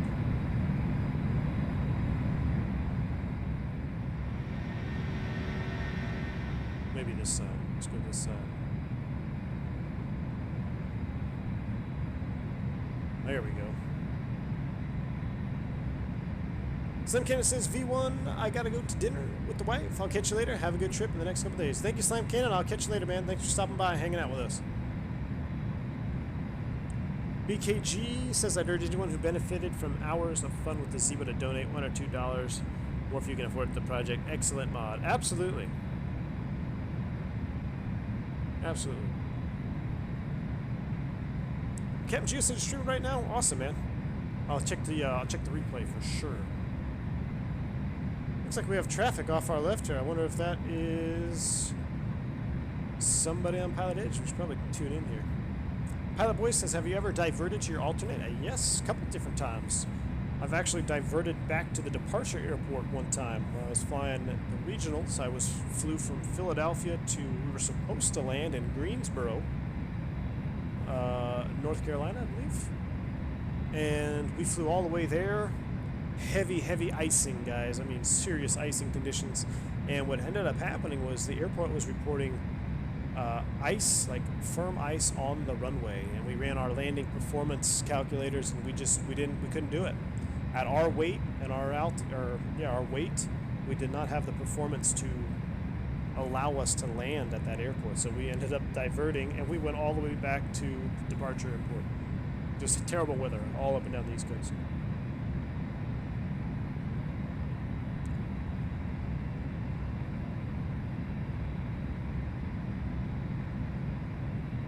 Alberto says, I would use Pilot Edge if I could sim. Yep, I think Pilot Edge definitely has the edge over VATSIM. One, the audio codec, the audio play, it just sounds so good. Two, the ease of use. I mean, just plug and play, man. You just drop it in your plugins folder and done. Nothing to set up, nothing like that.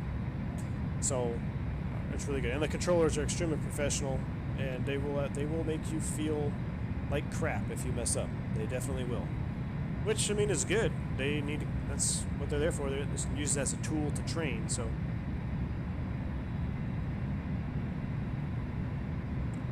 Oh, so let's take a look at these engines here. I've installed this new heat mod. As you can see here, it makes it look a little bit more realistic. Coming out, not this big ball of exhaust. Thank you, Greg Scott. Donation coming in, super chat. Thanks for the streams. I always learn something new. Greg Scott, thank you very much for that. I appreciate it. Glad you're learning. That's what I'm here for. So yeah, this is the, I've linked it in the description below. This is the just the Lua fix for the heat blur. I think the heat blur was pretty over exaggerated by default. I think this looks much better.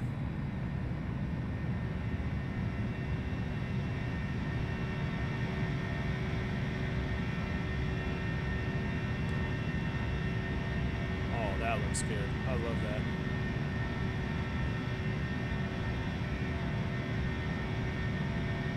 Avex says, question, let's say you or your FO gets incapacitated for a reason. Would you consider having someone from passengers with home sim experience help you fly, or is that against FAA rules? So, Avex, depending on where you work or what your company procedures are,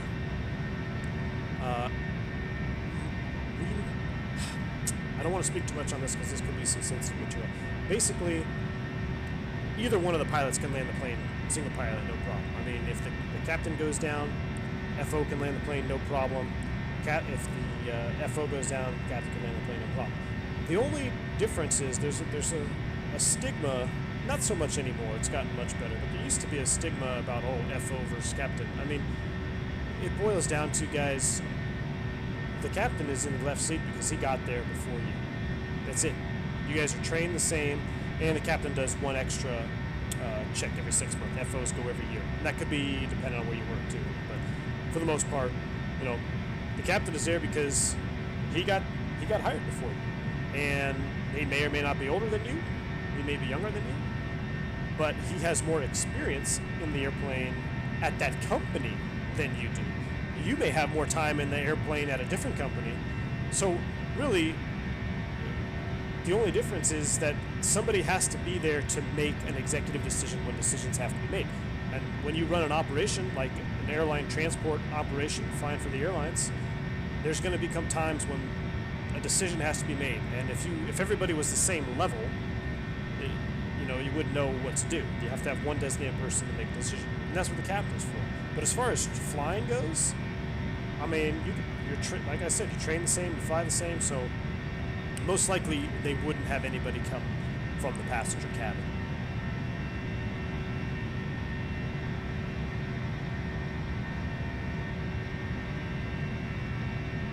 Alex here says, hey everyone, first time tuning in, heard about you over Captain Canada, looking forward to your streams. Alex, awesome, glad to have you here, man. Glad you're enjoying the content. Hopefully my landing will be half as good as Captain Canada's, but we'll see. He can put a greaser down, man. No lie, he can grease it.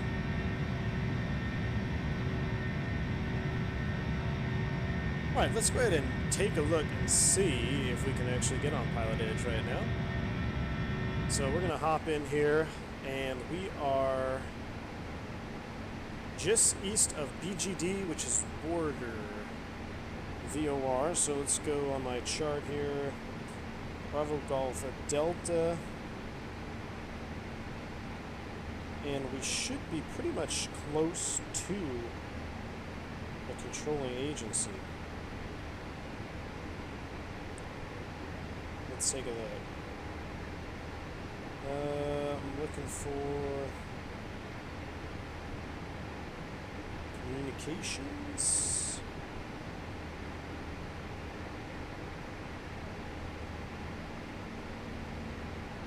got to be an airport around here.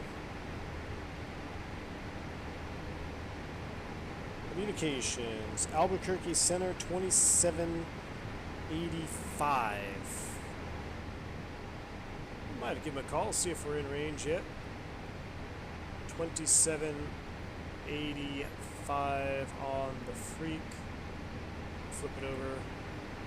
Did I connect to Pilot Edge? I did. Alright. And if that doesn't work... Alaska 247, descend at pilot's discretion to maintain flight level 240. Our discretion on the flight level 240, Alaska 247. Let's go ahead and do a... We are 193. So we are essentially... Let's take a look here. So Panhandle VOR is off our southwest. So we are just northeast of Panhandle at 64 miles at 360. Good afternoon, Albuquerque Center. This Cactus 119. We're about 65 miles northeast of the Panhandle VOR. Looking to pick up our IFR into Denver. Cactus 119, Albuquerque Center, squawk 1337. Squawk 1337 for Cactus 119. 1337, there it is.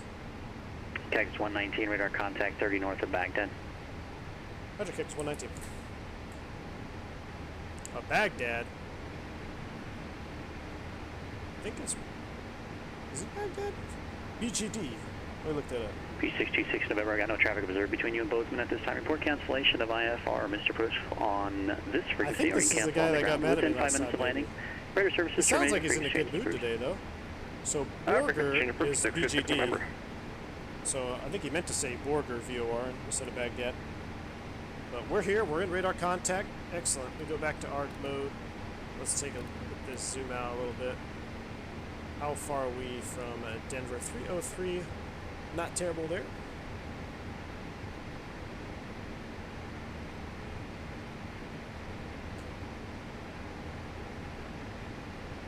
Mayday says, I saw Captain once. It looked like he was 16. He obviously was not, but yeah. Hey, man, it happens. You know, depending on where you work, if the 385, Juliet San Jose Tower, fly runway heading, wind 31010, runway 30 left, Bravo. The turnover rate for an airline. So if you guys have guys coming in and that they just, you know, they get their time and then they leave real quick, that's what makes an airplane turn over. So a lot of guys chase a quick upgrade, especially at the regional level. I mean, if you have people that leave after 2 years, you struggle to keep a captain that's only been there a year and a half or whatever. And if he's got the time, depending on, you know, which country or carrier you work for, he may require 1,000 PIC or I'm sorry, 1,000 hours in the type. If you have that, then they can upgrade right away. So, you know, it could be early 20s. So I was a captain in my early 20s. I was flying corporate jets around.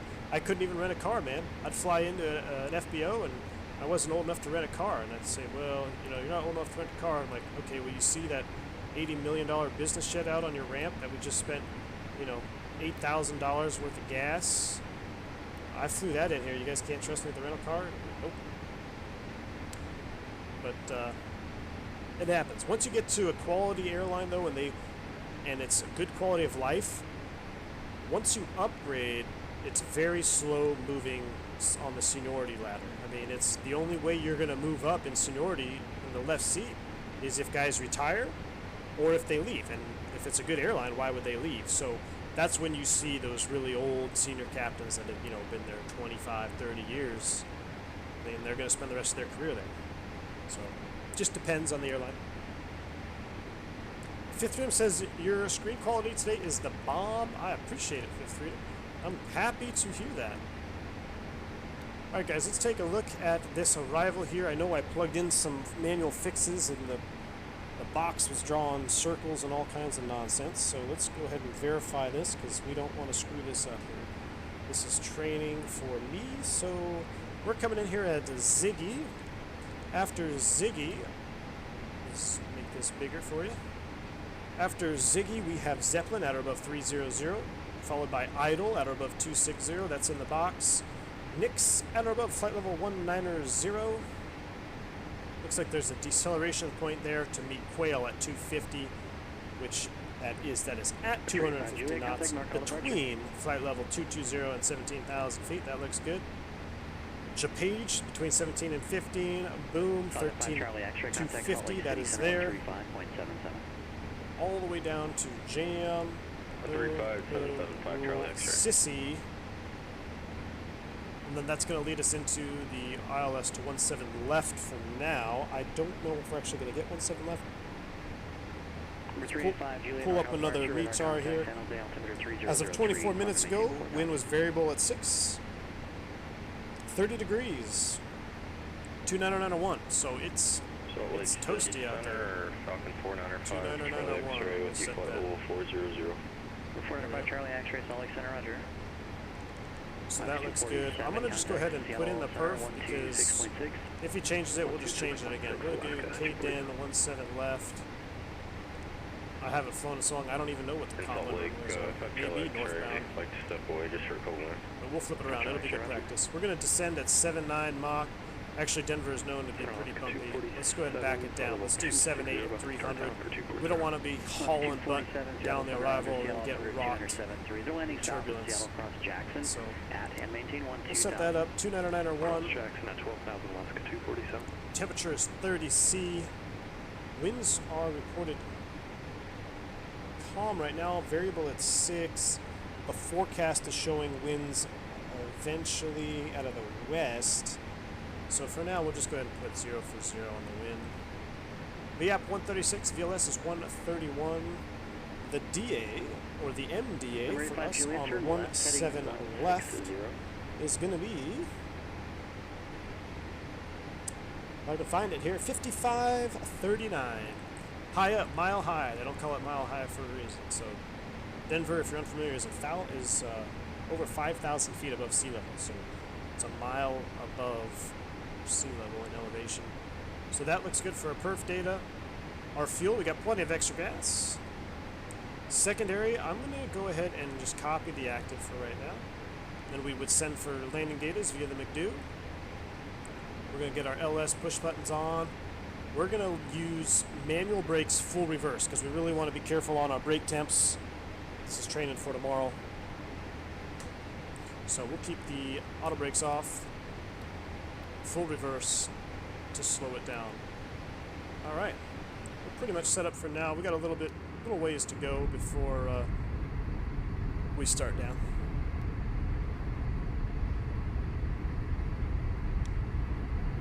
Bill Helgesen says, "Hey Vivlon, speaking of 737 airplanes, your video of the Fly JSim 73200 and the Siva inspired me to purchase it and fly it. I can't stop flying it.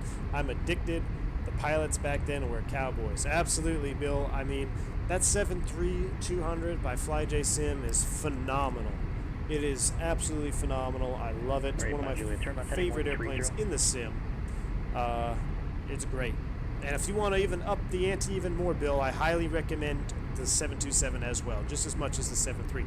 Just be cautious. You don't have a passenger cabin in the 72. So if that's a big deal breaker for you, you don't have a passenger cabin in the 72. But both phenomenal airplanes. That's the heyday, man. That's when pilots were really earning their stripes for sure. K5 Juliet, on maintain 900,000. Captain Clueless says, part of 9/11, I was able to sit in the jump seat from a flight from KL to Hong Kong, including landing. After the flight, the pilot said, "Now the hard part, finding my parking spot. Best day ever." Yes, sir. The hard part is finding your parking spot, remembering where you parked. If it's wintertime, make sure you park facing, eastbound or something like that, so you don't hit ice on your windshield. And, oh, man. Yeah, park facing east because in Texas, if you're going to get an ice storm, it'll blow in from the west. So park facing east. Remember where you parked. Get on the crew bus. Take that puppy all the way around the airport. Get to the airport. Or the hardest part is finding transportation to the freaking hotel, man. Normally it's set up pretty easy. You just call, but you go to all these airports and you have to go to different pickup zones. And you're like, oh my goodness, is this the right hotel? Yeah, we're going to the Marriott. They failed to mention there was 320 Marriotts at that airport, so that's always fun. Number 626 November, roger, thanks.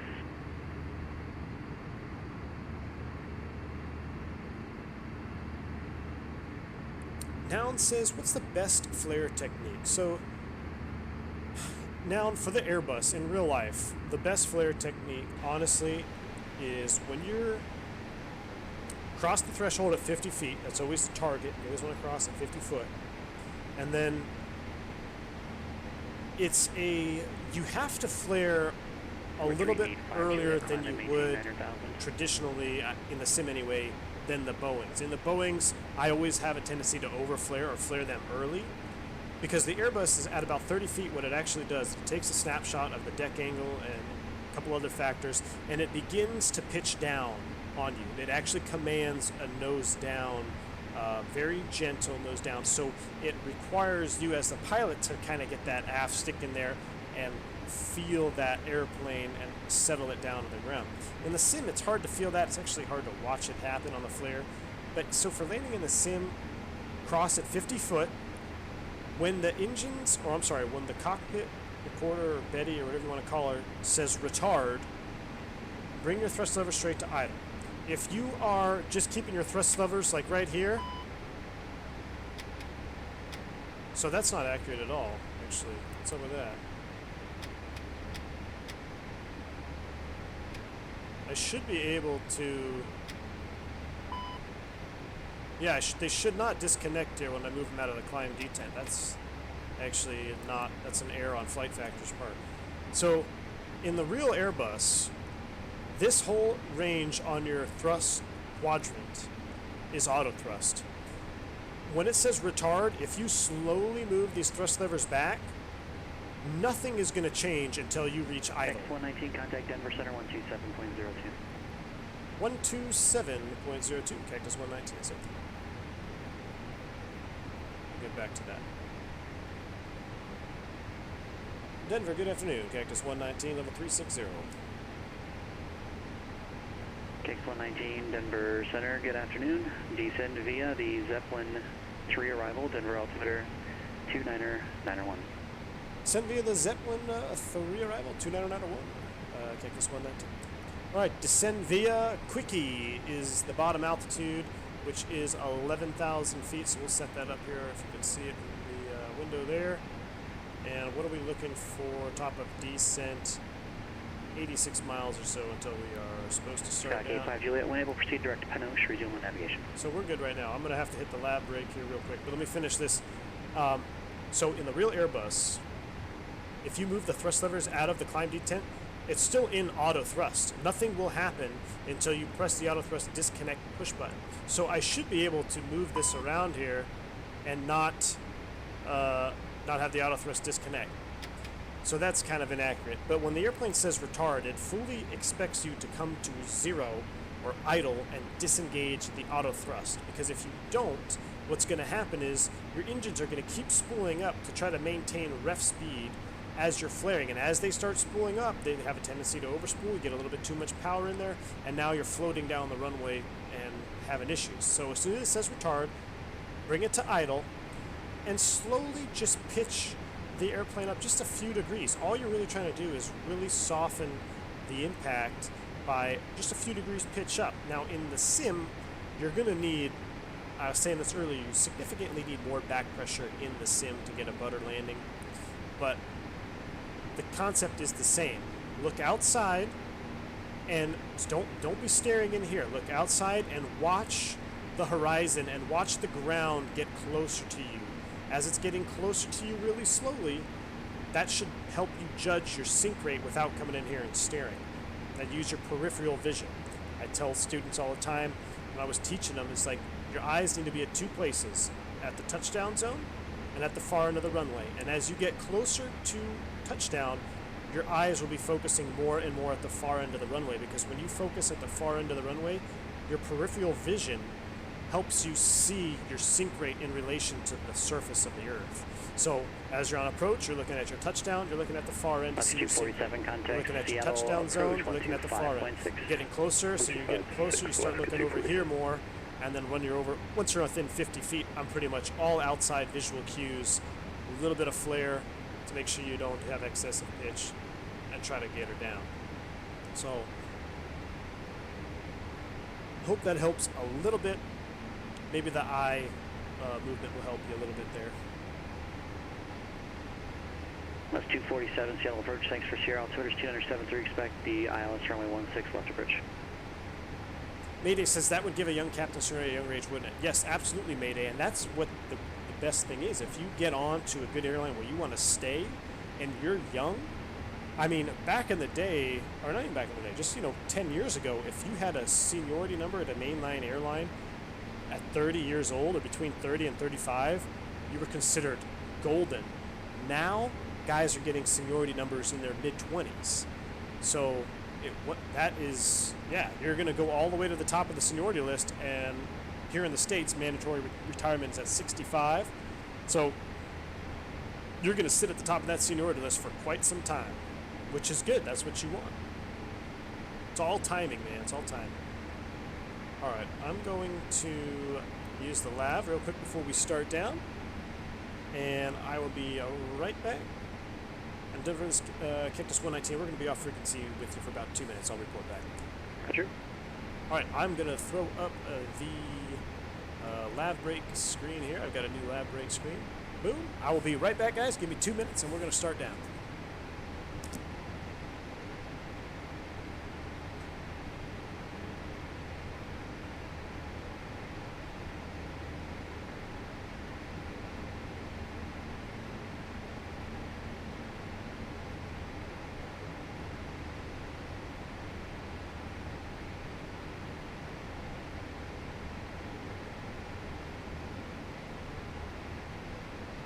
Alaska 247, fly heading 240 vectors ILS. Runway 16 left approach, descend and maintain 8,000.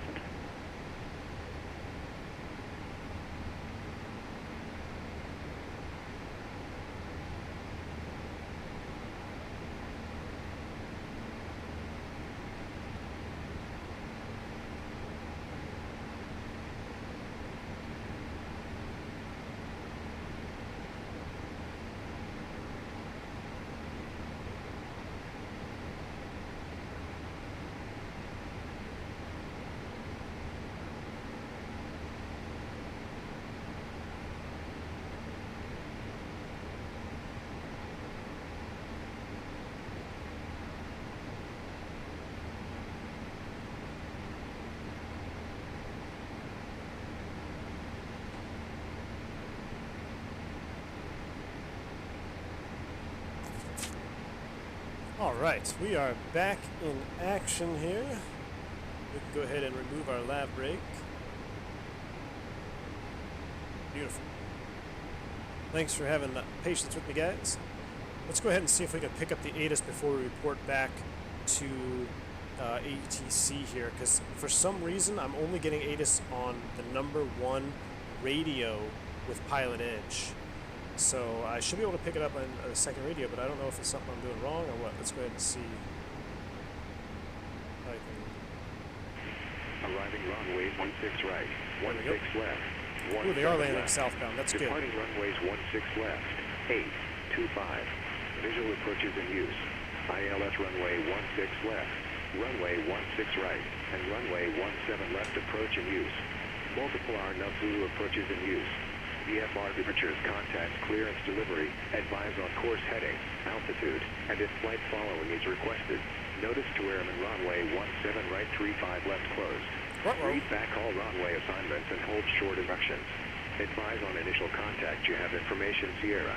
Information Sierra. They're landing southbound, so that's good. Denver 17 right, International it's Airport. closed. ATIS information What do we got Sierra. for wind? 2053 Zulu. Wind variable at 6. Visibility 10. 10,000 scattered. 15,000 scattered. 22,000 scattered. Temperature 30. Dew point 0. That's what we Altimeter have. 2991. Perfect. Arriving We've runway. got all that. And Denver Cactus 119, we're back with you. Roger. All right, so we've got our Addons. We are approaching our top of descent. They are landing southbound, so hey, we timed it right. Lucky us. That never happens to me in real life. I don't know what it is, man. Whenever going to Denver, I always struggle getting the right runway. But hey, we got it. 247 Seattle approach. Thanks. Look at this. We're over the beautiful 2973 Fork to Boy maintain Denver. 5,000. Hands down, probably one of the best Fork Boys out there is Fork Boy Denver. It is a huge file to download, but it looks so freaking good. And you may think this looks weird here with the green and brown. I promise you, this is what it looks like, guys. And at night, it's really cool. You can see a lot of fracking wells little like fires on these drilling holes in the ground. I don't know if you're familiar with the term fracking, but this Fort Boy Denver is phenomenal. I mean, look at that. Look at the sun coming off the water down there. Goodness.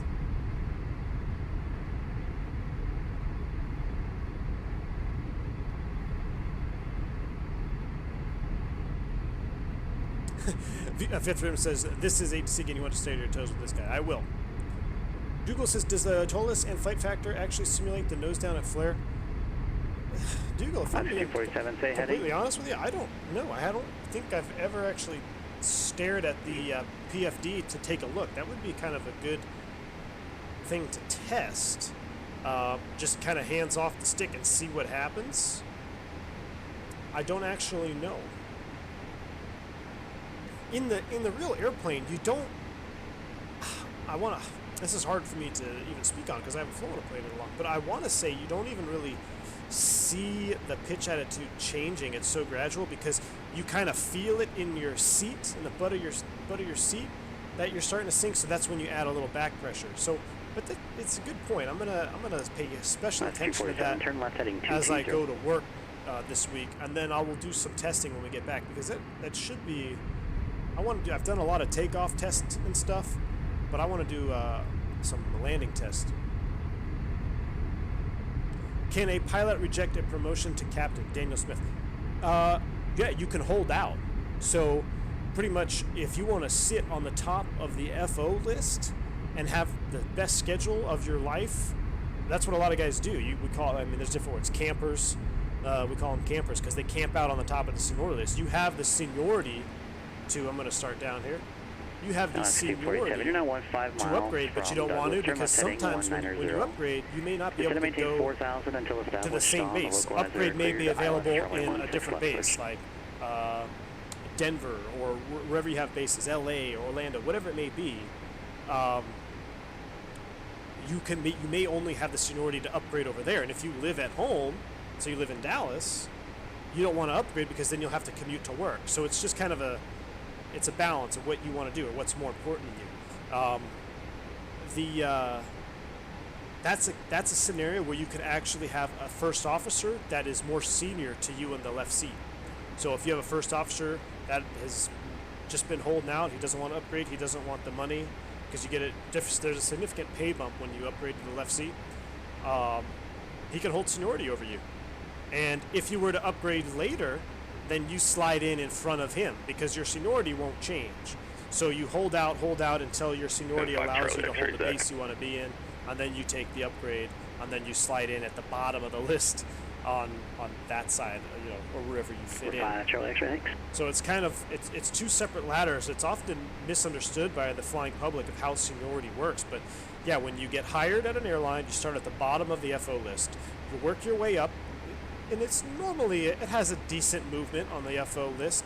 You work your way up to the top of the FO list, then you upgrade, and as soon as you upgrade, you drop to the bottom of the captain list. You're now the plug on the captain list. So all the benefits and perks that you had as a senior FO are gone, and now you're basically doing whatever the company wants you to do because you have no seniority to say otherwise, and with regards to flying anyway and scheduling. So once guys start retiring or whatnot, then you start to move up slowly, and you move up much slower in the right seat than you do in the left seat. I'm sorry, I said that wrong. You move up much slower in the left seat than the right seat. All right, we're starting down. Let's do a flyby view. Oh yeah. Look at those contrails. That is juicy right there. That is straight juice, guys. Look at that. Uh-huh.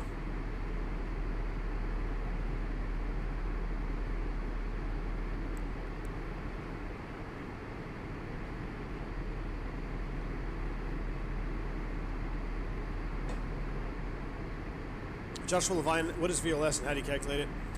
VLS is, you're talking about for landing, or VLS, lowest selectable speed in the Airbus? Lowest selectable speed, or VLS, is determined on the aircraft's weight, outside factors, things like that, and it's the lowest selectable speed of the autopilot that it will let you select. Now there's a That's VLS. 247, contact Seattle Tower, 119.9er. Was that for us? Oh, it was for us. But yeah, lowest selectable speed by the autopilot. Airbus calculates it for you. There is a way to manually calculate it. I be the first to tell you, I would not be able to do it without looking it up. And it's That's 247, Seattle Tower, definitely runway a 16 procedure. left, clear to land, wind 120 gust 16. All right, here we go. Nix at or above 190. Things are looking good. Let's hop over to this view here. Yes, sir.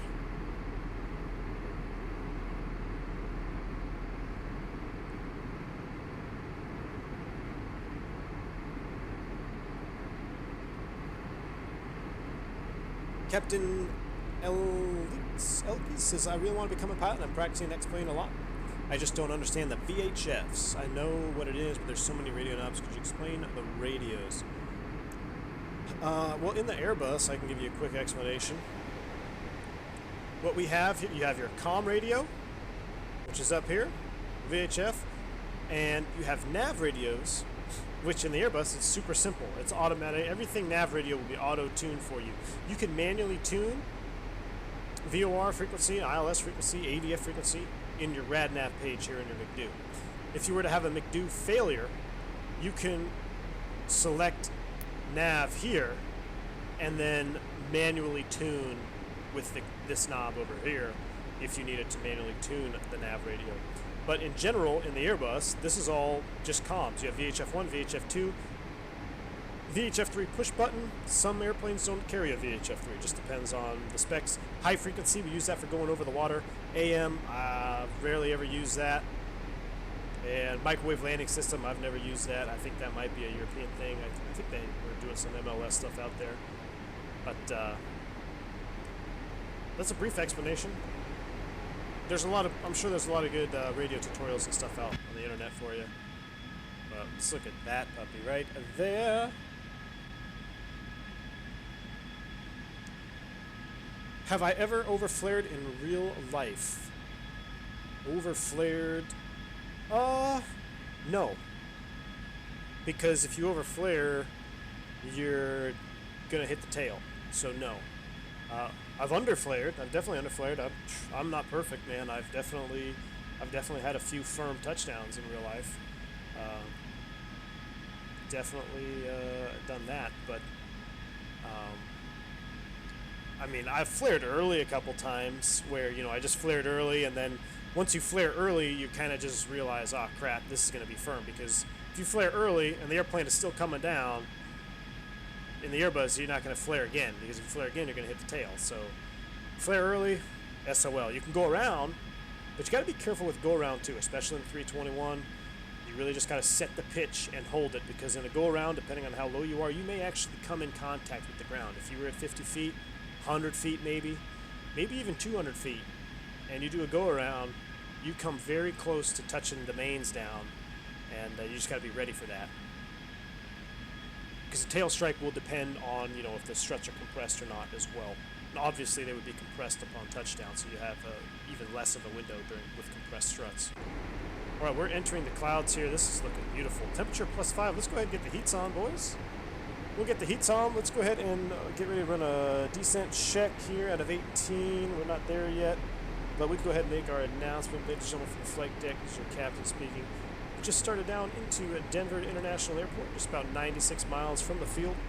KLAX 119, contact Denver approach 120.35. 120.35, KLAX 119, was it?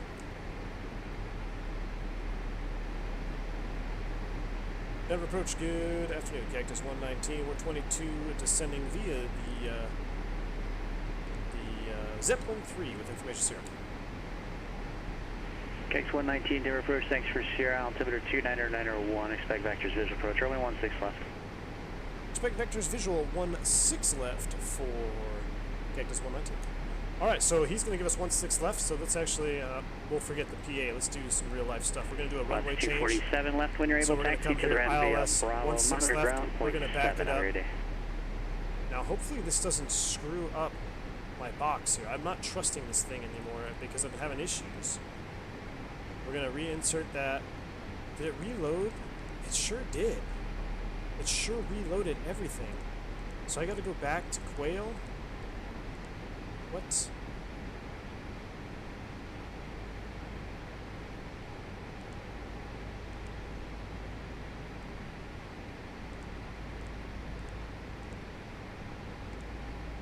Lead speed? Maybe not. I don't trust this thing, man. I'm gonna let it make the turn here. This box is okay. There we go. It already just. Tac 172 Sierra Papa Glacier Ground. Let's go ahead and clear that. We need to go to Hare. Oh my goodness! Now we're behind here. Direct Hare. 172 Sierra Papa. Where are you parked, and do you have the ATIS? All right, we got to be below 17,000 feet. No, sir. So this is stupid flight factor in here. This is flight factor issues. We need to get down. Let's do vertical speed 1800. We're Sky speed 2 Sierra 250. Papa, runway 20, That was our taxi last via Bravo. assigned. Cross runway 12 on Bravo. There we go. Super chat coming in. Flight Sim 17. Are you pilot in real life? Yes, I am. If so, what airline? I will not answer that question. It's I've talked about it before. Just privacy stuff. So you guys can have fun guessing. But thank you for the donation, man. Appreciate the £2 donation. So thanks for supporting the channel, man. Glad to have you here. All right, so we're at a 20. We got to be below 17. Can I remanage the descent here? Let's see what she does. I don't trust it. Let's just stay at 1,500 feet per minute here. Let's make it 1,700 feet per minute. And we got 1.6 left in the box now, so we need to come back to perf. And our new MDA for the approach on the visual 1.6 left is going to be 5557. 5557. 5557. Our LS is I lit. That matches up. Manual brakes. I'm going to increase the rate of descent here a little bit. So what's happening is every time I change a runway, it's reloading the entire arrival, and it's coming off VNAV for me. So that's not an accurate simulation. You can change runways without reloading the entire arrival for the most part, unless you're loading an approach via. Then you can run into issues, but that's just a flight factor issue. All right, we're gonna make this. We're gonna pick up the descent rate here a little bit here. Let's go open here for a minute. Thrust idle, open descent.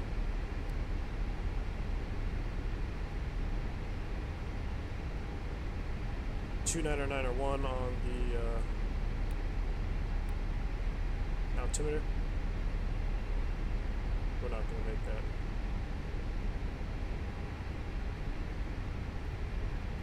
It's cheap. Speed up. Alright, so that was an altitude restriction violation right there. Thank you, Flight Factor. Alright, so we still got to be 250 at or above 13. Whoa! Let's get the seatbelt sign on. We're running into some turbulence here. Welcome to Denver, ladies and gentlemen. Subscriber ahead. Thank you for the subscriber there, Captain Slovenia. Alright, let's go ahead and run an approach brief because we're getting behind, so we'll simulate the PA has been done. We're going to land 1.6 left in Denver International. I lit 111.1, that's auto-tuned here. Final approach course will be 173 degrees. Final approach fix is Elite 7,000 feet. The DA is 5557, that's in the box. Touchdown zone for 1.6 left is 53.57. Minimum sector altitude, safe altitude around Denver VOR is 9,200 feet. Subscriber ahead. Landing on runway 16 left. Thank you for the subscription there. Another one coming in. Flight Sim 17.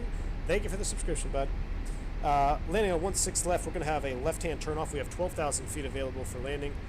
Let's go ahead and slow you down now.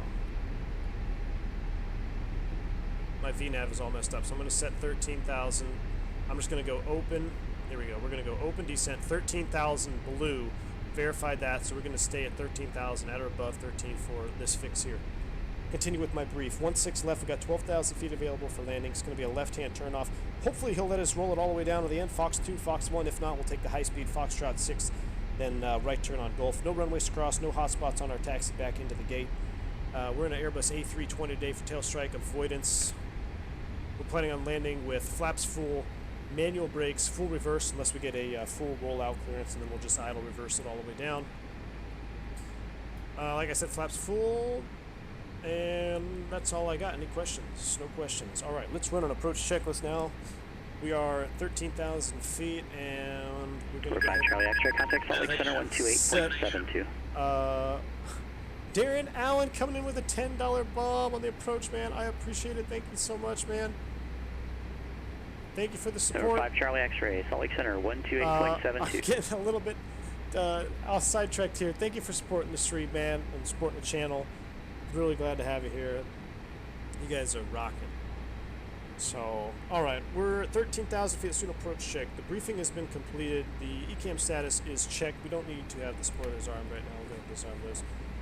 ECAM status check. Auto brakes are off. Seatbelts are on. Number 495 Charlie X-ray, Salt Lake City, 55, Center, Roger. 57 set. Altimeters 29901 set once, twice, and 3 times. Approach checklist is complete.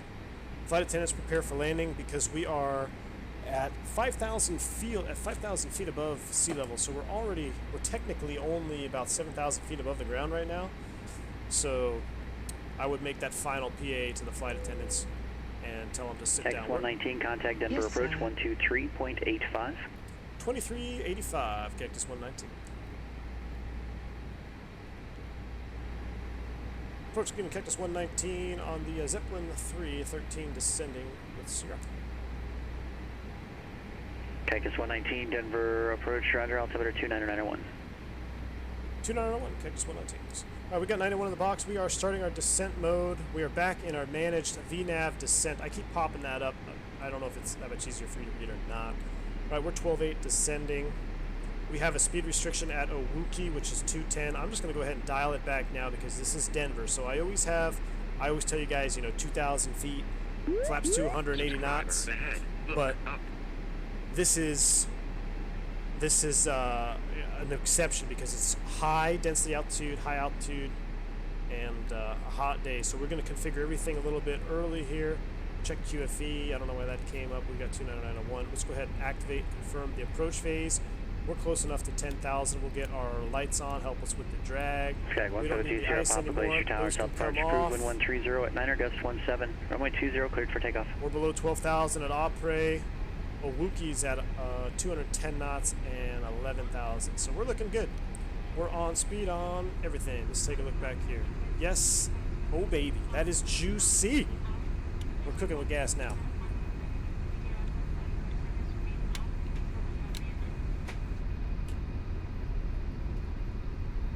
All right.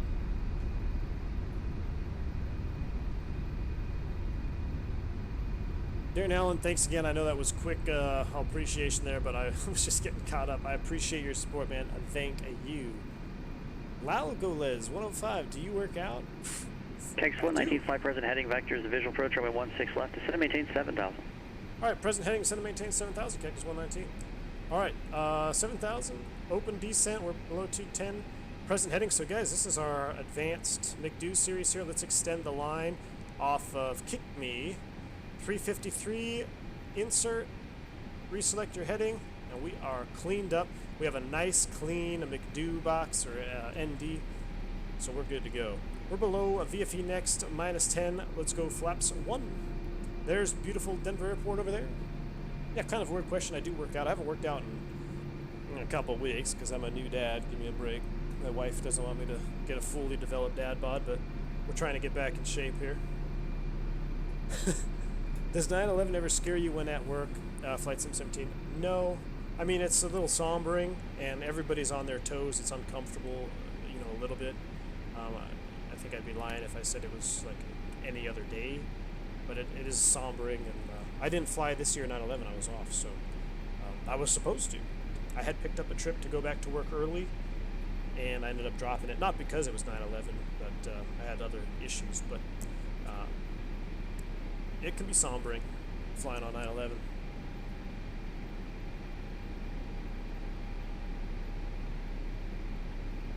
Skyhawk 85, Juliet, contact Oakland. All right, we are Center 9.8, 128.7. descending to 8,000. I'm assuming, well, he gave us 7,000, so we're going Over to to be looking Oakland good Center, for the approach. 28.7, Our LS push buttons are on.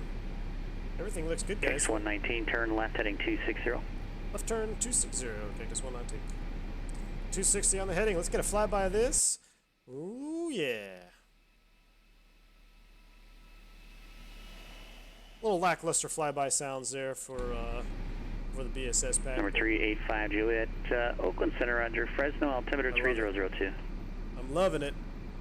Straight juice, boys. Straight juice.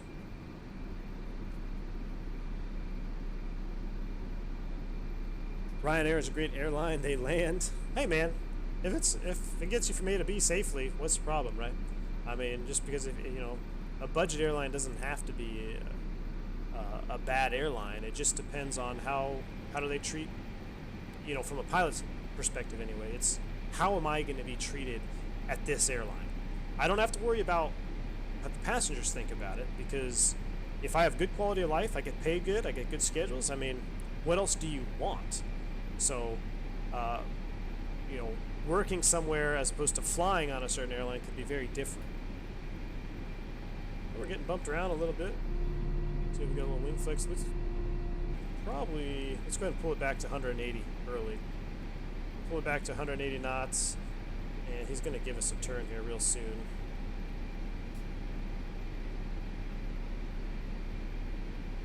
I'm going to get a little speed brake action out there. KX119, turn left heading 200. Left turn 200, field in sight, Cactus 119. KX119 is clear visual approach, runway 16 left. Clear visual, 16 left, Cactus 119. Alright, we're cleared to visual. We'll go ahead and arm everything up here. We'll go taxi light on. Denver Tower for 16 left is, looking at my chart, 35.3.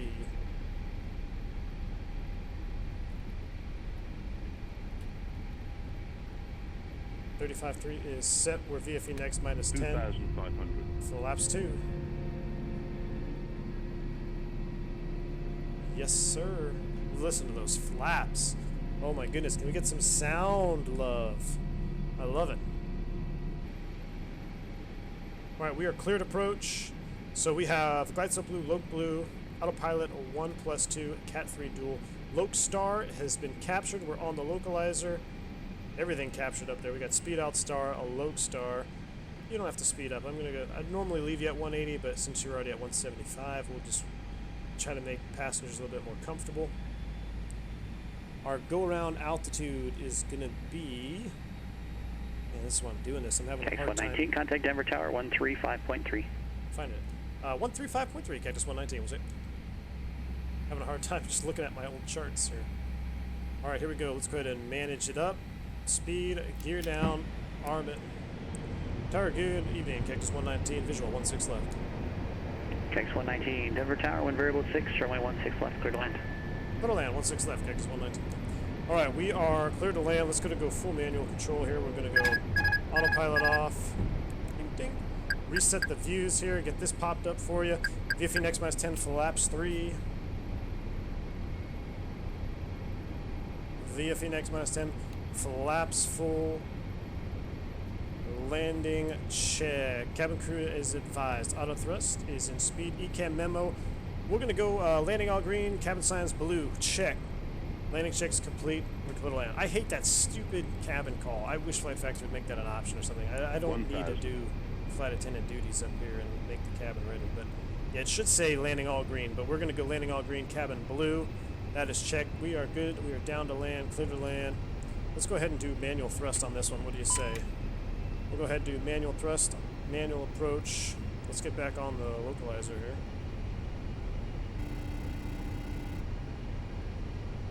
We've got another donation, $2 super chat. Thank you, Alberto Delgadillo. You got me getting all below ref speed here. 100 above. 300. Landing.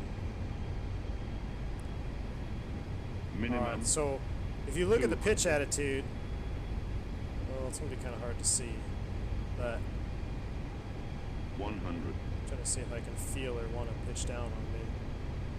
50, 40, 30, 20, retard, 10, 5. There we go. We'll touch down. Spoilers.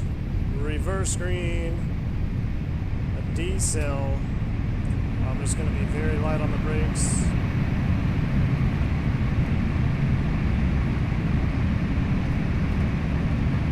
$70 knots.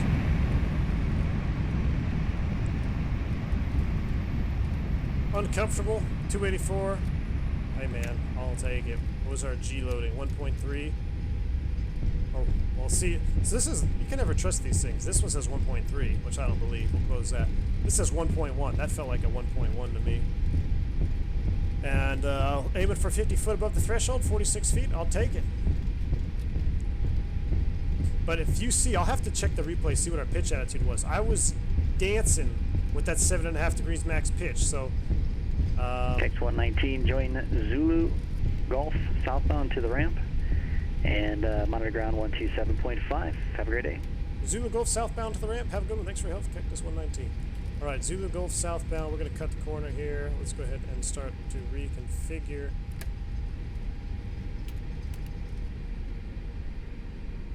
And we'll go ahead and turn you off, you off. That comes off. Fire up the APU. I think I just cut the corner in the wheel with my wheels there.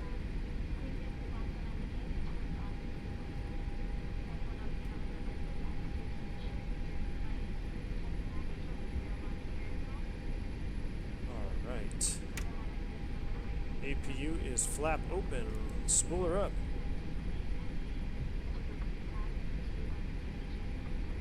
Alright, let's run an after landing checklist. Exterior lights are set, flaps retracted, config 0. TCAS, we'll leave it on because we're still on Pilot Edge Network. Ground spoilers disarm, radar PWS is off. Landing check complete. Welcome to Denver, folks. Let's go ahead and disconnect Pilot Edge before I forget. I love this Denver airport scenery as well, it's phenomenal.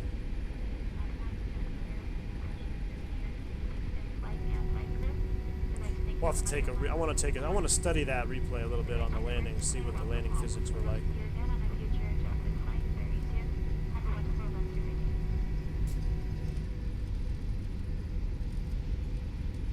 I'm off the center line, too busy looking outside. Bravo 17 or Bravo 20 is where you parked, Carta? Let me pull up my map here. Bravo, huh? So your Concourse B. Alright. I'm all over the taxiway here, I apologize. Looking at taxi signs. So Concourse B is the second one. Is 17 on the north side or south side of Concourse B? I want to say it's on the, that's why I don't like looking at this while taxiing. 17 is on the north side, so we'll make the turn in here. Go ahead and kill the taxi light. Let's go ahead and get the bleed on.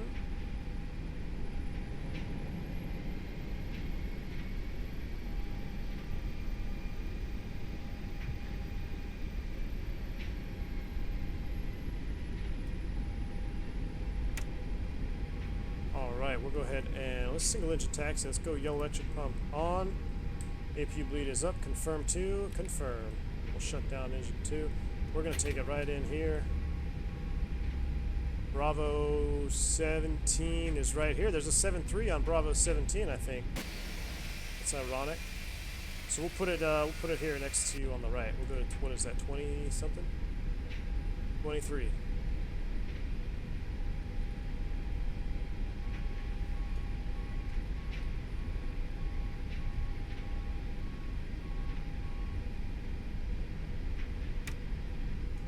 Whoa, there's my track IR for you.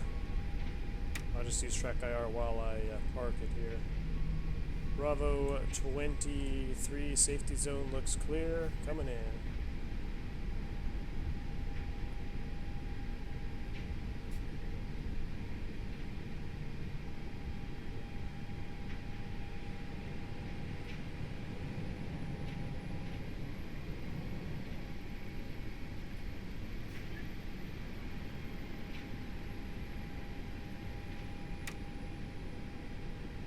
See the airplane hanging from the roof inside the terminal. That's phenomenal. And nice and easy on the brakes. Let's go ahead and the brake set. APU is available. Signs. Engine 1.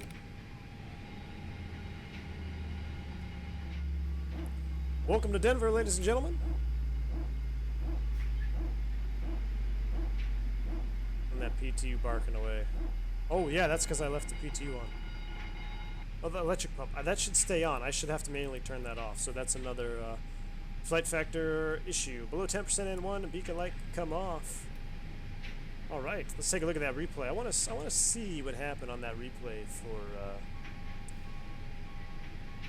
my own review here. All right, so real view is already off.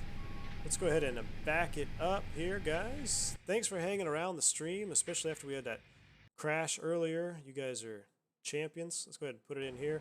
I'll get some music for you guys as we are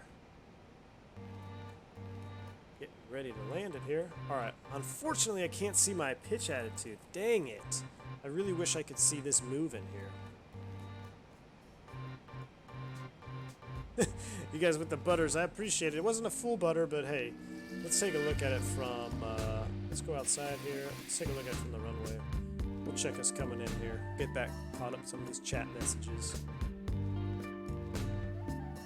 Stream lag for you, Daniel Smith. Dang it, I'm sorry, man. Atlantic says, have you tried the Danbury landing rate? It's very accurate. No, I have not, Atlantic. Send a message in Discord for that landing rate. I'm always down to try new ones. Is over the center line looking pretty good. Got the flare in. There we go. So you could see I was right on the center line. That's pretty good. Let's back it up here. Let's look at this. So slow-mo it here. There's my flare and pretty much just holding it. Let's pause it right there. Let's take a look inside. You can't see this, unfortunately. But that's a proper pitch attitude. So the other thing about what's always misconstrued is these are aiming markers here. These 1,000-footers. Those are the aiming markers. The first set of stripes after the aiming markers are the actual touchdown markers by definition. So if you touch down from here to here, boom, you're in the zone. So the pitch attitude looks good, but I would definitely not want to be any higher. I mean, that's already almost an excessive deck angle on touchdown.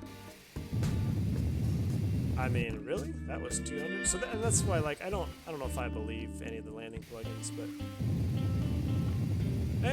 look good to me. I'll take it in the zone. We're safe. Spoilers coming out. Couldn't have been more on the center line. That was perfect. Let's watch it from, let's back it up from here and watch it again. But yeah, if you got a landing rig plugin you want to try, join the Discord, throw it in the add-ons. I'll give it a shot.